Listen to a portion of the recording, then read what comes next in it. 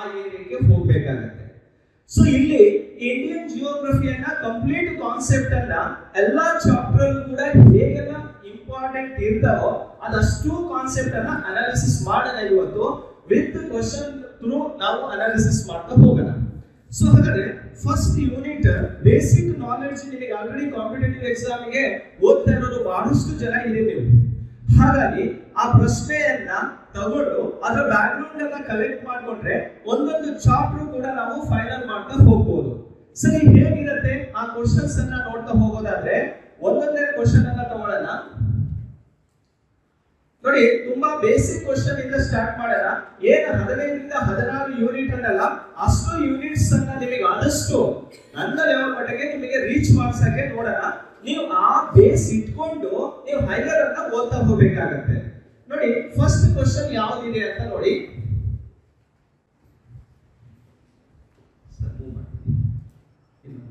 S, ಇದು ಮೊದಲನೇ ಪ್ರಶ್ನೆ ಆಗಿರುತ್ತೆ. ಹಾಗಾದ್ರೆ ಫಸ್ಟ್ ಕ್ವಶನ್ ಏನಿದೆ ಅಂತ ಒಂದ್ಸಲ ನೋಡ್ಬಿಡಿ.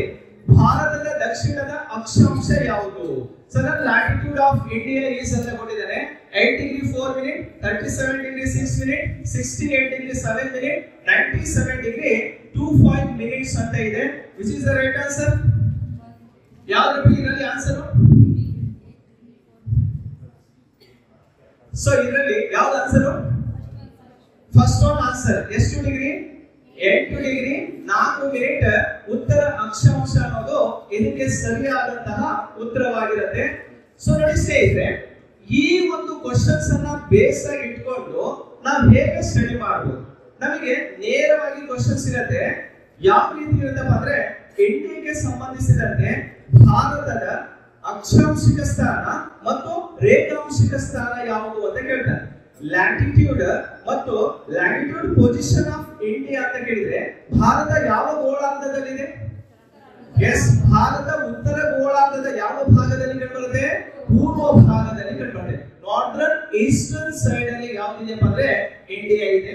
ಹಾಗಾದ್ರೆ ಆ ಉತ್ತರ ಗೋಳಾರ್ಧದ ಪೂರ್ವ ಭಾಗದಲ್ಲಿ ಇರೋದ್ರಿಂದ ಭೂಮಿಯ ಮೇಲೆ ಒಟ್ಟು ಎಷ್ಟು ಅಕ್ಷಾಂಶ ಮತ್ತು ರೇಖಾಂಶ ಇದೆ ಅಂತ ನಿಮಗೆ ಬೇಸಿಕ್ ಗೊತ್ತಿರಲಿ. ಸೊ ನೋಡಿ, ಈಸ್ಟ್ ಇಂದ ವೆಸ್ಟ್ ಗೆ ಡ್ರಾ ಮಾಡಿದ್ರೆ ಇದನ್ನ ಲ್ಯಾಟಿಟ್ಯೂಡ್ ಅಂತ ಕರಿತೀವಿ.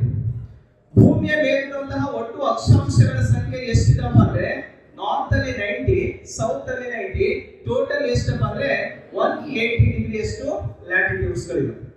ಅದೇ ಲ್ಯಾಟಿಟ್ಯೂಡ್ಸ್ ಅಂತ ಬಂದಾಗ ಈ ಕಡೆ ಈಸ್ಟ್ ಅಲ್ಲಿ 180 ಡಿಗ್ರಿ ಇದೆ, ವೆಸ್ಟ್ ಅಲ್ಲಿ 180 ಡಿಗ್ರಿ ಇದೆ. ಟೋಟಲಿ ಅಂತ ಕೇಳಿದಾಗ 360 ಡಿಗ್ರಿ ಅಷ್ಟು ಲ್ಯಾಟಿಟ್ಯೂಡ್ಸ್ ಗಳಿವೆ.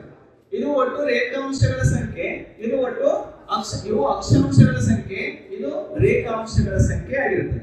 ಸರಿ, ನಾವು ಇಂಡಿಯಾದ ಪೊಸಿಷನ್ ಅನ್ನ ನೋಡಿದಾಗ ಇಂಡಿಯಾ ಈ ಪೊಸಿಷನ್ ಅಲ್ಲಿ ಇದೆ. ನೋಡಿ, ಇಂಡಿಯಾ ಈ ಪೊಸಿಷನ್ ಅಲ್ಲಿ ಇರೋದ್ರಿಂದ ಉತ್ತರ ಗೋಳಾರ್ಧದ ಯಾವ ಭಾಗದಲ್ಲಿದೆ ಅಂತ ಕ್ಲಿಯರ್ ಆಗುತ್ತೆ ನಮಗೆ. ಈಸ್ಟರ್ನ್ ಸೈಡ್ ಅಲ್ಲಿ ಕಂಡುಬರುತ್ತೆ. ಹಾಗಾದ್ರೆ ಇಂಡಿಯಾದ ಲ್ಯಾಟಿಟ್ಯೂಡ್ ಮತ್ತು ಲ್ಯಾಟಿಟ್ಯೂಡ್ ಪೊಸಿಷನ್ ಅನ್ನ ನೋಡಿದಾಗ ಸೊ ಇನ್ನೊಂದು ಮ್ಯಾಪ್ ಅಲ್ಲಿ ನಿಮಗೆ ಅದನ್ನ ಕ್ಲಿಯರ್ ಮಾಡ್ಕೊಡ್ತೀನಿ. ಸೊ ಆ ಮ್ಯಾಪ್ ಅಲ್ಲಿ ನಿಮಗೆ ಕಂಪ್ಲೀಟ್ ಆಗಿರುವಂತಹ ಅಕ್ಷಾಂಶ ಮತ್ತು ರೇಖಾಂಶಗಳು ಸಿಗ್ತವೆ. ನೋಡಿ, ಇಲ್ಲಿ ಲ್ಯಾಟಿಟ್ಯೂಡ್ ಮತ್ತು ಲ್ಯಾಟಿಟ್ಯೂಡ್ ಪೊಸಿಷನ್ ಆಫ್ ಇಂಡಿಯಾ ಅಂತ ನೋಡಿದ್ರೆ ಸೊ ಯಾವುದು ಅಕ್ಷಾಂಶಿಕ ಸ್ಥಾನ? ನೋಡಿ, ಇದು southern last point of India, ಭಾರತದ ದಕ್ಷಿಣದ ತುತ್ತ ತುದಿ ಆಗಿರುತ್ತೆ. ಈ southern last point of India start ಆಗೋದು 8 ಡಿಗ್ರಿ 4 ಮಿನಿಟ್ ಇಂದ. ಅವಾಗ ಇತ್ತಲ್ಲ ಪ್ರಶ್ನೆ, ಅದಕ್ಕೆ ಸರಿಯಾದಂತ ಉತ್ತರ 8 ಡಿಗ್ರಿ 4 ಮಿನಿಟ್ ನಾರ್ತ್ ಲ್ಯಾಟಿಟ್ಯೂಡ್ ಇಂದ ಸ್ಟಾರ್ಟ್ ಆಗುತ್ತೆ, ಉತ್ತರ ಅಕ್ಷಾಂಶದಿಂದ. ಯಾಕಂದ್ರೆ ನಾವು ಯಾವ ಗೋಳದಲ್ಲಿ ಇದೀವಿ? ಉತ್ತರ ಗೋಳಾರ್ಧದಲ್ಲಿ ಇದೀವಿ. ನೋಡಿ, ನಾರ್ತ್ ಇಂದ ಸ್ಟಾರ್ಟ್ ಆಗಿಬಿಡಿ 8 ಡಿಗ್ರಿ 4 ಮಿನಿಟ್ ಇಂದ ಸ್ಟಾರ್ಟ್ ಆಗುತ್ತೆ. ಎಂಡ್ ಆಗೋದು ಎಲ್ಲಿ ಅಂತ ಕೇಳಿದ್ರೆ ನೋಡಿ, ಎಂಡ್ ಆಗ್ತಾ ಇರುವಂತಹ ಏರಿಯಾ 37 ಡಿಗ್ರಿ 6 ಮಿನಿಟ್ ಗೆ ಎಂಡ್ ಆಗುತ್ತೆ. 37 ಡಿಗ್ರಿ 6 ಮಿನಿಟ್ ಗೆ ಎಂಡ್ ಆಗುತ್ತೆ. ಸೊ ಇದು ಇಂಡಿಯಾದ ಲ್ಯಾಟಿಟ್ಯೂಡ್ ಪೊಸಿಷನ್ ಅಂತ ಕರೀತೀವಿ. ರೇಖಾಂಶಿಕ ಸ್ಥಾನ ಅಂದ್ರೆ ಇವು ರೇಖೆಗಳು, ಭಾರತದಲ್ಲಿ ರೇಖಾಂಶಿಕ ಸ್ಥಾನ ಅಂತ ಕರೀತೀವಿ. ನೋಡಿ, ಇಲ್ಲಿಂದ ಸ್ಟಾರ್ಟ್ ಆಗುತ್ತೆ 68 ಡಿಗ್ರಿ 7 ಮಿನಿಟ್ ಇಂದ ಸ್ಟಾರ್ಟ್ ಆದ್ರೆ 97 ಡಿಗ್ರಿ 25 ಅಥವಾ 25 ಮಿನಿಟ್ಸ್ ಗೆ ಎಂಡ್ ಆಗುತ್ತೆ. ಇದು ರೇಖಾಂಶಿಕ ಸ್ಥಾನ. 68.7 ಡಿಗ್ರಿಯಿಂದ ಸೊ 97.25 ಡಿಗ್ರಿ ವರೆಗೆ ಇರುವಂತದ್ದನ್ನ ನಾವು ರೇಖಾಂಶಿಕ ಸ್ಥಾನ ಅಂತ ಕರಿತೀವಿ. ಇದು ಓವರ್ ಆಲ್ ಆಗಿ ಇಂಡಿಯಾದ ಲ್ಯಾಟಿಟ್ಯೂಡ್ ಮತ್ತು ಲ್ಯಾಟಿಟ್ಯೂಡ್ ಪೊಸಿಷನ್ ಆಗಿರುತ್ತೆ. ಸರಿ, ಹಾಗಾದ್ರೆ ಇಂಡಿಯಾ ಇಲ್ಲಿಗೆ ಎಂಡ್ ಆಗಲ್ಲ. ಸೊ ಇಂಡಿಯಾ ಏನಾಗುತ್ತೆ, ಇನ್ನೂ ಸದರದಲ್ಲಿದೆ, ದಕ್ಷಿಣ ಭಾಗದಲ್ಲಿದೆ. ಆ ದಕ್ಷಿಣ ಭಾಗದಲ್ಲಿರುವಂತಹ ಈ ದ್ವೀಪ ಯಾವುದಂತ ಕೇಳಿದ್ರೆ ಅಂಡಮಾನ್ ನಿಕೋಬಾರ್. ಹೇಳಿದ್ರಲ್ಲ, ಇದು ಅಂಡಮಾನ್ ನಿಕೋಬಾರ್ ಯಾವ ಸೈಡ್ ಅಲ್ಲಿ ಇದೆ? ಈಸ್ಟ್ ವೆಸ್ಟ್, ಪೂರ್ವನ ಪಶ್ಚಿಮ? ಯಾವ ವಾಟರ್ ಬಾಡಿಯಲ್ಲಿ ಇದೆ? ಬಂಗಾಳ ಕೊಲ್ಲಿ, ಬೇ ಆಫ್ ಬೆಂಗಾಲ್ ಅಲ್ಲಿ ಇರೋದು. ಬಂಗಾಳ ಕೊಲ್ಲಿಯಲ್ಲಿರುವಂತಹ ಈ ಒಂದು ಅಂಡಮಾನ್ ನಿಕೋಬಾರ್, ಇದರ ಲಾಸ್ಟ್ ತುದಿ ಯಾವ್ದಪ್ಪ ಅಂತ ಕೇಳಿದ್ರೆ 6°45' ಈಸ್ಟ್ ಲ್ಯಾಟಿಟ್ಯೂಡ್, ಸಾರಿ ನಾರ್ತ್ ಲ್ಯಾಟಿಟ್ಯೂಡ್ ಇಂದ ಸ್ಟಾರ್ಟ್ ಆಗುತ್ತೆ. ನೋಡಿ, 6°45' ಉತ್ತರ ಅಕ್ಷಾಂಶದಿಂದ ಸ್ಟಾರ್ಟ್ ಆಗುತ್ತೆ. ನೋಡಿ, ನೀವು ಲ್ಯಾಟಿಟ್ಯೂಡ್ ಅಂತ ತಿಳ್ಕೋಬೇಕಂದ್ರೆ ಸೊ ಇಲ್ಲಿ ಸಿಂಪಲ್ ಆಗಿ ಅರ್ಥ ಮಾಡ್ಕೊಳ್ಳಿ. ಭಾರತದ ಅಕ್ಷಾಂಶಿಕ ಸ್ಥಾನ ಅಂತ ಕೇಳಿದಾಗ 8°4' north latitude to up to 37°6' north latitude ಅಲ್ಲಿ ಎಂಡ್ ಆಗುತ್ತೆ. ಇನ್ನು ಒಂದನ್ನ ಪ್ಲೇಸ್ ಮಾಡ್ಕೊಂಡ್ರೆ, ಇದನ್ನ ಸದರ್ನ್ ಲಾಸ್ಟ್ ಪಾಯಿಂಟ್ ಅನ್ನ ಪ್ಲೇಸ್ ಮಾಡ್ಕೊಂಡ್ರೆ ಎಲ್ಲಿಂದ ಸ್ಟಾರ್ಟ್ ಆಗುತ್ತೆ ಅಂತ ನೋಡಿದಾಗ 6°45' ನಾರ್ತ್ ಲ್ಯಾಟಿಟ್ಯೂಡ್ ಇಂದ ಸ್ಟಾರ್ಟ್ ಆಗುತ್ತೆ. ನೋಡಿ, ಎಕ್ಸಾಮ್ ಅಲ್ಲಿ ಕನ್ಫ್ಯೂಷನ್ ಮಾಡೋದಷ್ಟೇನೆ.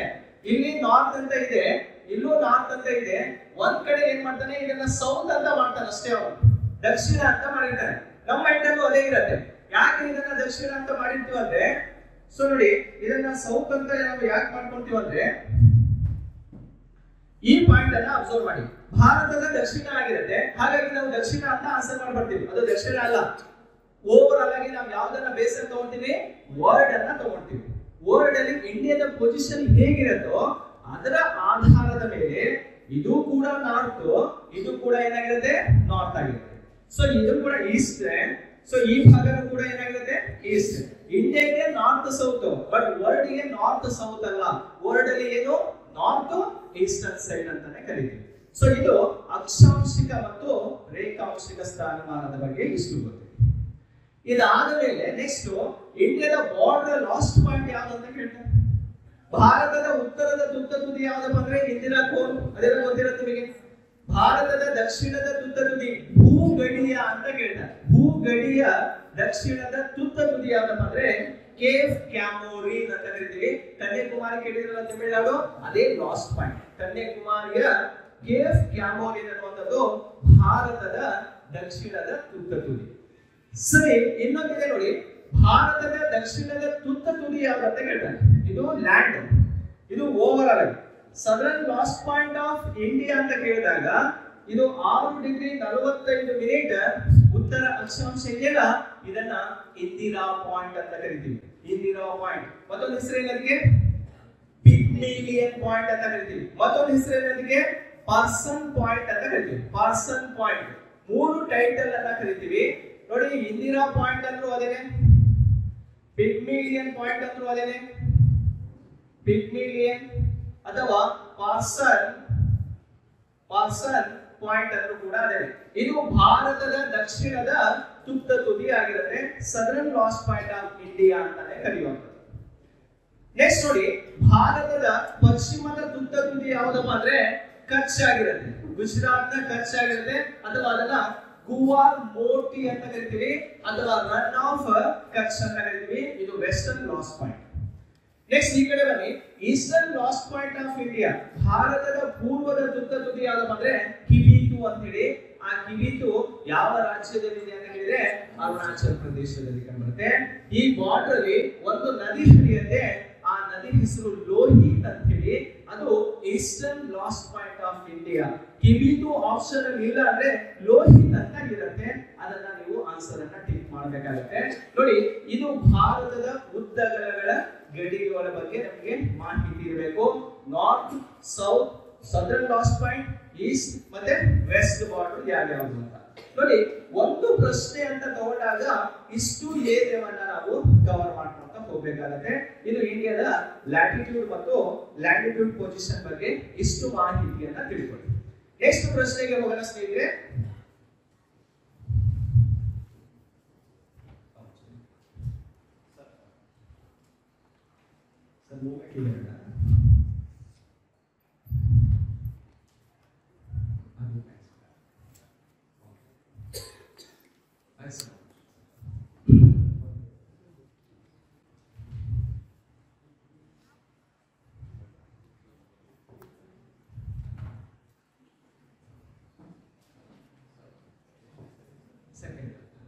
ಸೆಕೆಂಡ್ ಕ್ವಶನ್ ಫಸ್ಟ್ ಹಾಕಿ ಸರ್, ಆಮೇಲೆ ಮೂವ್ ಮಾಡ್ತೀವಿ.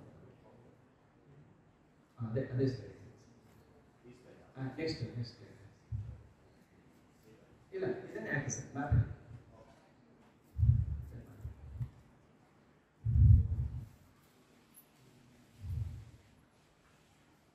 ಓಕೆ.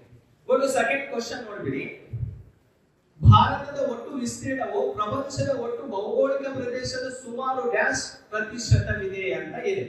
ಏನ್ ಆನ್ಸರ್ ಮಾಡ್ತೀರಿ? ಗೊತ್ತಿರುವಂತ ಕ್ವಶನ್ ಇದು. ಏನ್ ಆನ್ಸರ್? 2.4 ನೋಡಿ. ಇದಕ್ಕೆ ಆನ್ಸರ್ ಅನ್ನೋದು ಕ್ಲಿಯರ್ ಆಯ್ತು. ನಿಮಗೆ 2.4 ಅನ್ನೋದು ಕ್ಲಿಯರ್ ಆಯ್ತು. ಹಾಗಾದ್ರೆ ಇದ್ರ ಬ್ಯಾಕ್ ಗ್ರೌಂಡ್ ಅನ್ನ ಹೇಗೆ ಅರ್ಥ ಮಾಡ್ಕೋಬೇಕು ನೋಡಿ. ಪ್ರಪಂಚದಲ್ಲಿ ಭಾರತ ಎಷ್ಟನೇ ದೊಡ್ಡ ರಾಷ್ಟ್ರ?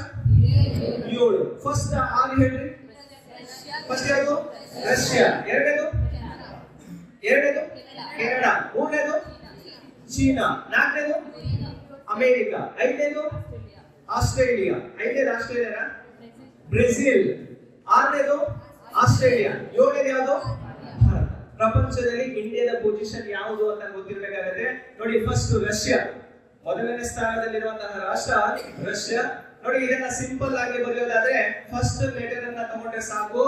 Russia, Canada, China, America, Brazil, Australia, India ಅಂತ ಇದನ್ನ ರುಕುಬಾಯಿ ಅಂತ ಓದ್ಬಿಟ್ರೆ ಸಾಕು. 7 ಸಿಕ್ಬಿಟ್ರು.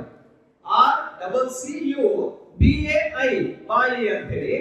ಅಂದ್ರೆ Russia, Canada, China, USA, Brazil, Australia, India ಎಷ್ಟನೇ ದೊಡ್ಡ ರಾಷ್ಟ್ರ ಅಂತ ಹೇಳಿದ್ರೆ 7th largest country in the world ಆಗಿರುತ್ತೆ. ಹಾಗಾದ್ರೆ ಪ್ರಪಂಚದಲ್ಲಿ ಅತಿ ದೊಡ್ಡ ರಾಷ್ಟ್ರ ರಷ್ಯಾವಾದ್ರೆ ಪ್ರಪಂಚದ ಅತಿ ಚಿಕ್ಕ ರಾಷ್ಟ್ರ ಯಾವುದು? Vatican city. Vatican city world smallest country ಆಗಿರುತ್ತೆ. ವ್ಯಾಟಿಕನ್ ಸಿಟಿ ಅನ್ನುವಂಥದ್ದು ಪ್ರಪಂಚದ ಅತಿ ಚಿಕ್ಕ ರಾಷ್ಟ್ರವಾಗಿರುತ್ತೆ. ಸರಿ, ವ್ಯಾಟಿಕನ್ ಸಿಟಿಯ ಬಗ್ಗೆ ಸ್ವಲ್ಪ ಒಳಹೊಕ್ಕಿ ನೋಡೋಣ. ಯಾವ ಕಾಂಟಿನೆಂಟ್ ಅಲ್ಲಿ ಇದೆ ವ್ಯಾಟಿಕನ್ ಸಿಟಿ? ಎಸ್, ಯುರೋಪ್ ಖಂಡದಲ್ಲಿರುವಂತಹ ಒಂದು ರಾಷ್ಟ್ರ. ಹಾಗಾದ್ರೆ ಯಾವ ರಾಷ್ಟ್ರದ ಭಾಗದಲ್ಲಿ ಅದರ ಜಿಯೋಗ್ರಫಿಕಲ್ ಏರಿಯಾ ಇದೆ? ಇಟಲಿಯಲ್ಲಿ ಎಲ್ಲಿ? ರೋಮ್. ನೋಡಿ, ಇಷ್ಟು ಪಾಯಿಂಟ್ ಅನ್ನ ಅರ್ಥ ಮಾಡ್ತೀವಿ. ಯುರೋಪ್ ಕಾಂಟಿನೆಂಟ್, ಇಟಲಿ ರಾಷ್ಟ್ರ. ಇಟಲಿಯ ಯಾರ ಬಳಿ ಇದೆ? ಅದು ರೋಮ್ ಬಳಿ ಇರುವಂತಹ ಒಂದು smallest area Vatican city. Pope ಗುರುಗಳ ಒಂದು ಅಡ್ಮಿನಿಸ್ಟ್ರೇಟರ್ ನಲ್ಲಿರುವಂತಹ ಒಂದು ಭಾಗವಾಗಿರುತ್ತೆ ಈ ವ್ಯಾಟಿಕನ್ ಸಿಟಿ. ಸೊ ಅದನ್ನ ಮ್ಯಾಪ್ ಅಲ್ಲಿ ನೀವು ಅಬ್ಸರ್ವ್ ಮಾಡಬಹುದು ನೋಡಿ. ಇದು ವರ್ಲ್ಡ್ ಮ್ಯಾಪ್. ಎಷ್ಟು ಸಿಂಪಲ್ ಆಗಿ ಅರ್ಥ ಮಾಡ್ಕೊಳ್ಳಿ. ಪ್ರಪಂಚದ ದೊಡ್ಡ ರಾಷ್ಟ್ರಗಳು ಯಾವ ಖಂಡದಲ್ಲಿದೆ ಅಂತ ನೀವು ಈಸಿಯಾಗಿ ತಿಳ್ಕೋಬಹುದು ನೋಡಿ. ಪ್ರಪಂಚದ ದೊಡ್ಡ ರಾಷ್ಟ್ರವಾಗಿರುವಂತಹ ರಷ್ಯಾ ಯಾವ ಕಾಂಟಿನೆಂಟ್ ಅಲ್ಲಿ ಇದೆ? ಏಷ್ಯಾದಲ್ಲಿದೆ. ಪ್ರಪಂಚದ ಎರಡನೇ ದೊಡ್ಡ ರಾಷ್ಟ್ರವಾಗಿರುವಂತಹ ಕೆನಡಾ ಯಾವ ಕಾಂಟಿನೆಂಟ್ ಅಲ್ಲಿ ಇದೆ? ನಾರ್ತ್ ಅಮೆರಿಕ, ಉತ್ತರ ಅಮೆರಿಕ. ಹಾಗಾದ್ರೆ ಪ್ರಪಂಚದ ದೊಡ್ಡ ರಾಷ್ಟ್ರವಾಗಿರುವಂತಹ ಮೂರನೇ ರಾಷ್ಟ್ರ ಯಾವುದು? ಚೀನಾ. ಮತ್ತೆ ವಾಪಸ್ ಎಲ್ಲಿ ಬಂದ್ರಿ? ಏಷ್ಯಾಕ್ಕೆ. ನಾಲ್ಕನೇ ರಾಷ್ಟ್ರ ಯಾವುದು? ನಾಲ್ಕನೇ ರಾಷ್ಟ್ರ ಅಮೆರಿಕ. ಮತ್ತೆ ಯಾವ ಕಾಂಟಿನೆಂಟ್ ಬಂದ್ರಿ? North America. ಹಾಗಾದ್ರೆ ನಾರ್ತ್ ಅಮೆರಿಕದಲ್ಲಿ ವರ್ಲ್ಡ್ ಲಾರ್ಜೆಸ್ಟ್ ಅಲ್ಲಿ ಎಷ್ಟಿದಾವೆ? 2 ಇದಾವೆ. ಏಷ್ಯಾದಲ್ಲಿ ವರ್ಲ್ಡ್ ಲಾರ್ಜೆಸ್ಟ್ ಅಲ್ಲಿ ಟಾಪ್ ಅಲ್ಲಿ 2 ಇದಾವೆ. ಸೊ ನೆಕ್ಸ್ಟ್ 5ನೇ ರಾಷ್ಟ್ರಕ್ಕೆ ಹೋಗ್ತೀವಿ. ಎಲ್ಲಿದೆ ನೋಡಿ? ಸೌತ್ ಅಮೆರಿಕದಲ್ಲಿದೆ. 6ನೇ ರಾಷ್ಟ್ರಕ್ಕೆ ಹೋಗ್ತೀವಿ, ಆಸ್ಟ್ರೇಲಿಯಾ. ಒಂದು ಕಾಂಟಿನೆಂಟ್ ಕೂಡ ಹೌದು. 7ನೇ ನಮ್ಮ ಭಾರತ. ನೋಡಿ, ಇಷ್ಟು ಭೂ ಪ್ರದೇಶದಲ್ಲಿ ಇದು ಟೋಟಲ್ 100% ಜಿಯೋಗ್ರಫಿಕಲ್ ಏರಿಯಾ ಅಂತ ಕನ್ಸಿಡರ್ ಮಾಡಿದ್ರೆ ನಮ್ಮ ಭಾರತ ಪಾಲು ಎಷ್ಟು ಅಂತ ಅರ್ಥ. 1 ಲೀಟರ್ ಇದೆ ಅಂತ ಅನ್ಕೊಳ್ಳಿ. 100 ರೂಪಾಯಿಗೆ ನಮ್ಗೆ ಎಷ್ಟು ರೂಪಾಯಿ ಭಾಗ ಇದೆ ಅಂತಂದ್ರೆ 2.4%. 2.4. ಸೇಮ್ ಪ್ರಶ್ನೆಯನ್ನ ತಗೊಂಡು ಜನಸಂಖ್ಯೆ ಅಂತ ಹಾಕೋಣ, ಪಾಪ್ಯುಲೇಷನ್ ಅಂತ ಕೊಟ್ಬಿಡ್ತಾನೆ. ಏನಂತ ಆನ್ಸರ್ ಮಾಡ್ತೀರಿ?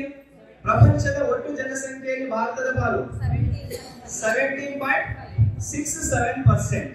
17.67%. ಈಗ ಹಾಗಿಲ್ಲ, ಚೇಂಜ್ ಆಗಿದೆ. ನಾನು ಹೇಳ್ತಾ ಇರುವಂತ ಡಾಟಾ ಯಾವ್ದು ನಿಮಗೆ? ಆಸ್ ಪರ್ 2011 ಸೆನ್ಸಸ್ ಪ್ರಕಾರ ಅಷ್ಟೇ. ನಾನು ಹೇಳ್ತಾ ಇರೋದು 2011ರ ಜನಗಣತಿಯ ಪ್ರಕಾರ ಹೇಳ್ತಾ ಇದ್ದೀನಿ. ಆದ್ರೆ ನಮಗೆ ಅದರ ಬಗ್ಗೆ ತಲೆ ಕೆಡಿಸ್ಕೋಬೇಡಿ. ಟೋಟಲ್ ಜಿಯೋಗ್ರಫಿಕಲ್ ಏರಿಯಾ ಎಷ್ಟು ಅಂತ ಕೇಳಿದ್ರೆ 2.4%. ರೈಟ್?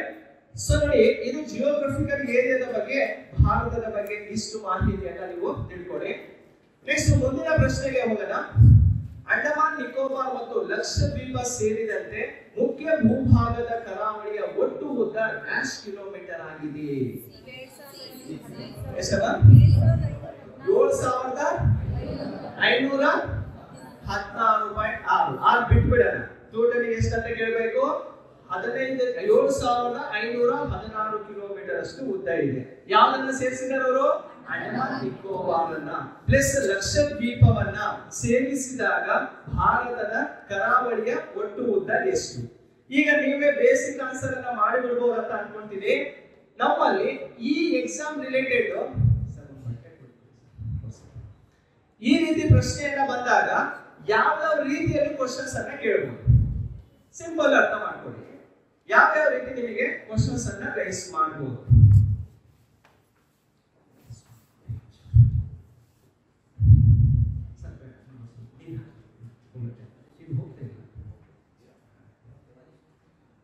ಸರಿ ನೋಡಿ, ಈ ರೀತಿ ಪ್ರಶ್ನೆ ಬಂದಾಗ ನಮಗೆ ಕ್ವಶನ್ ಹೇಗೆಲ್ಲ ಕೇಳುವಂತ ಸಾಧ್ಯತೆ ಇರುತ್ತೆ. ನೋಡಿ, ಸಿಂಪಲ್ ಅರ್ಥ ಮಾಡ್ಕೊಡ್ರಿ. ಇದು ಬಿಟ್ರೆ ಬೇರೆ ಆಪ್ಷನ್ ಏನಿಲ್ಲ.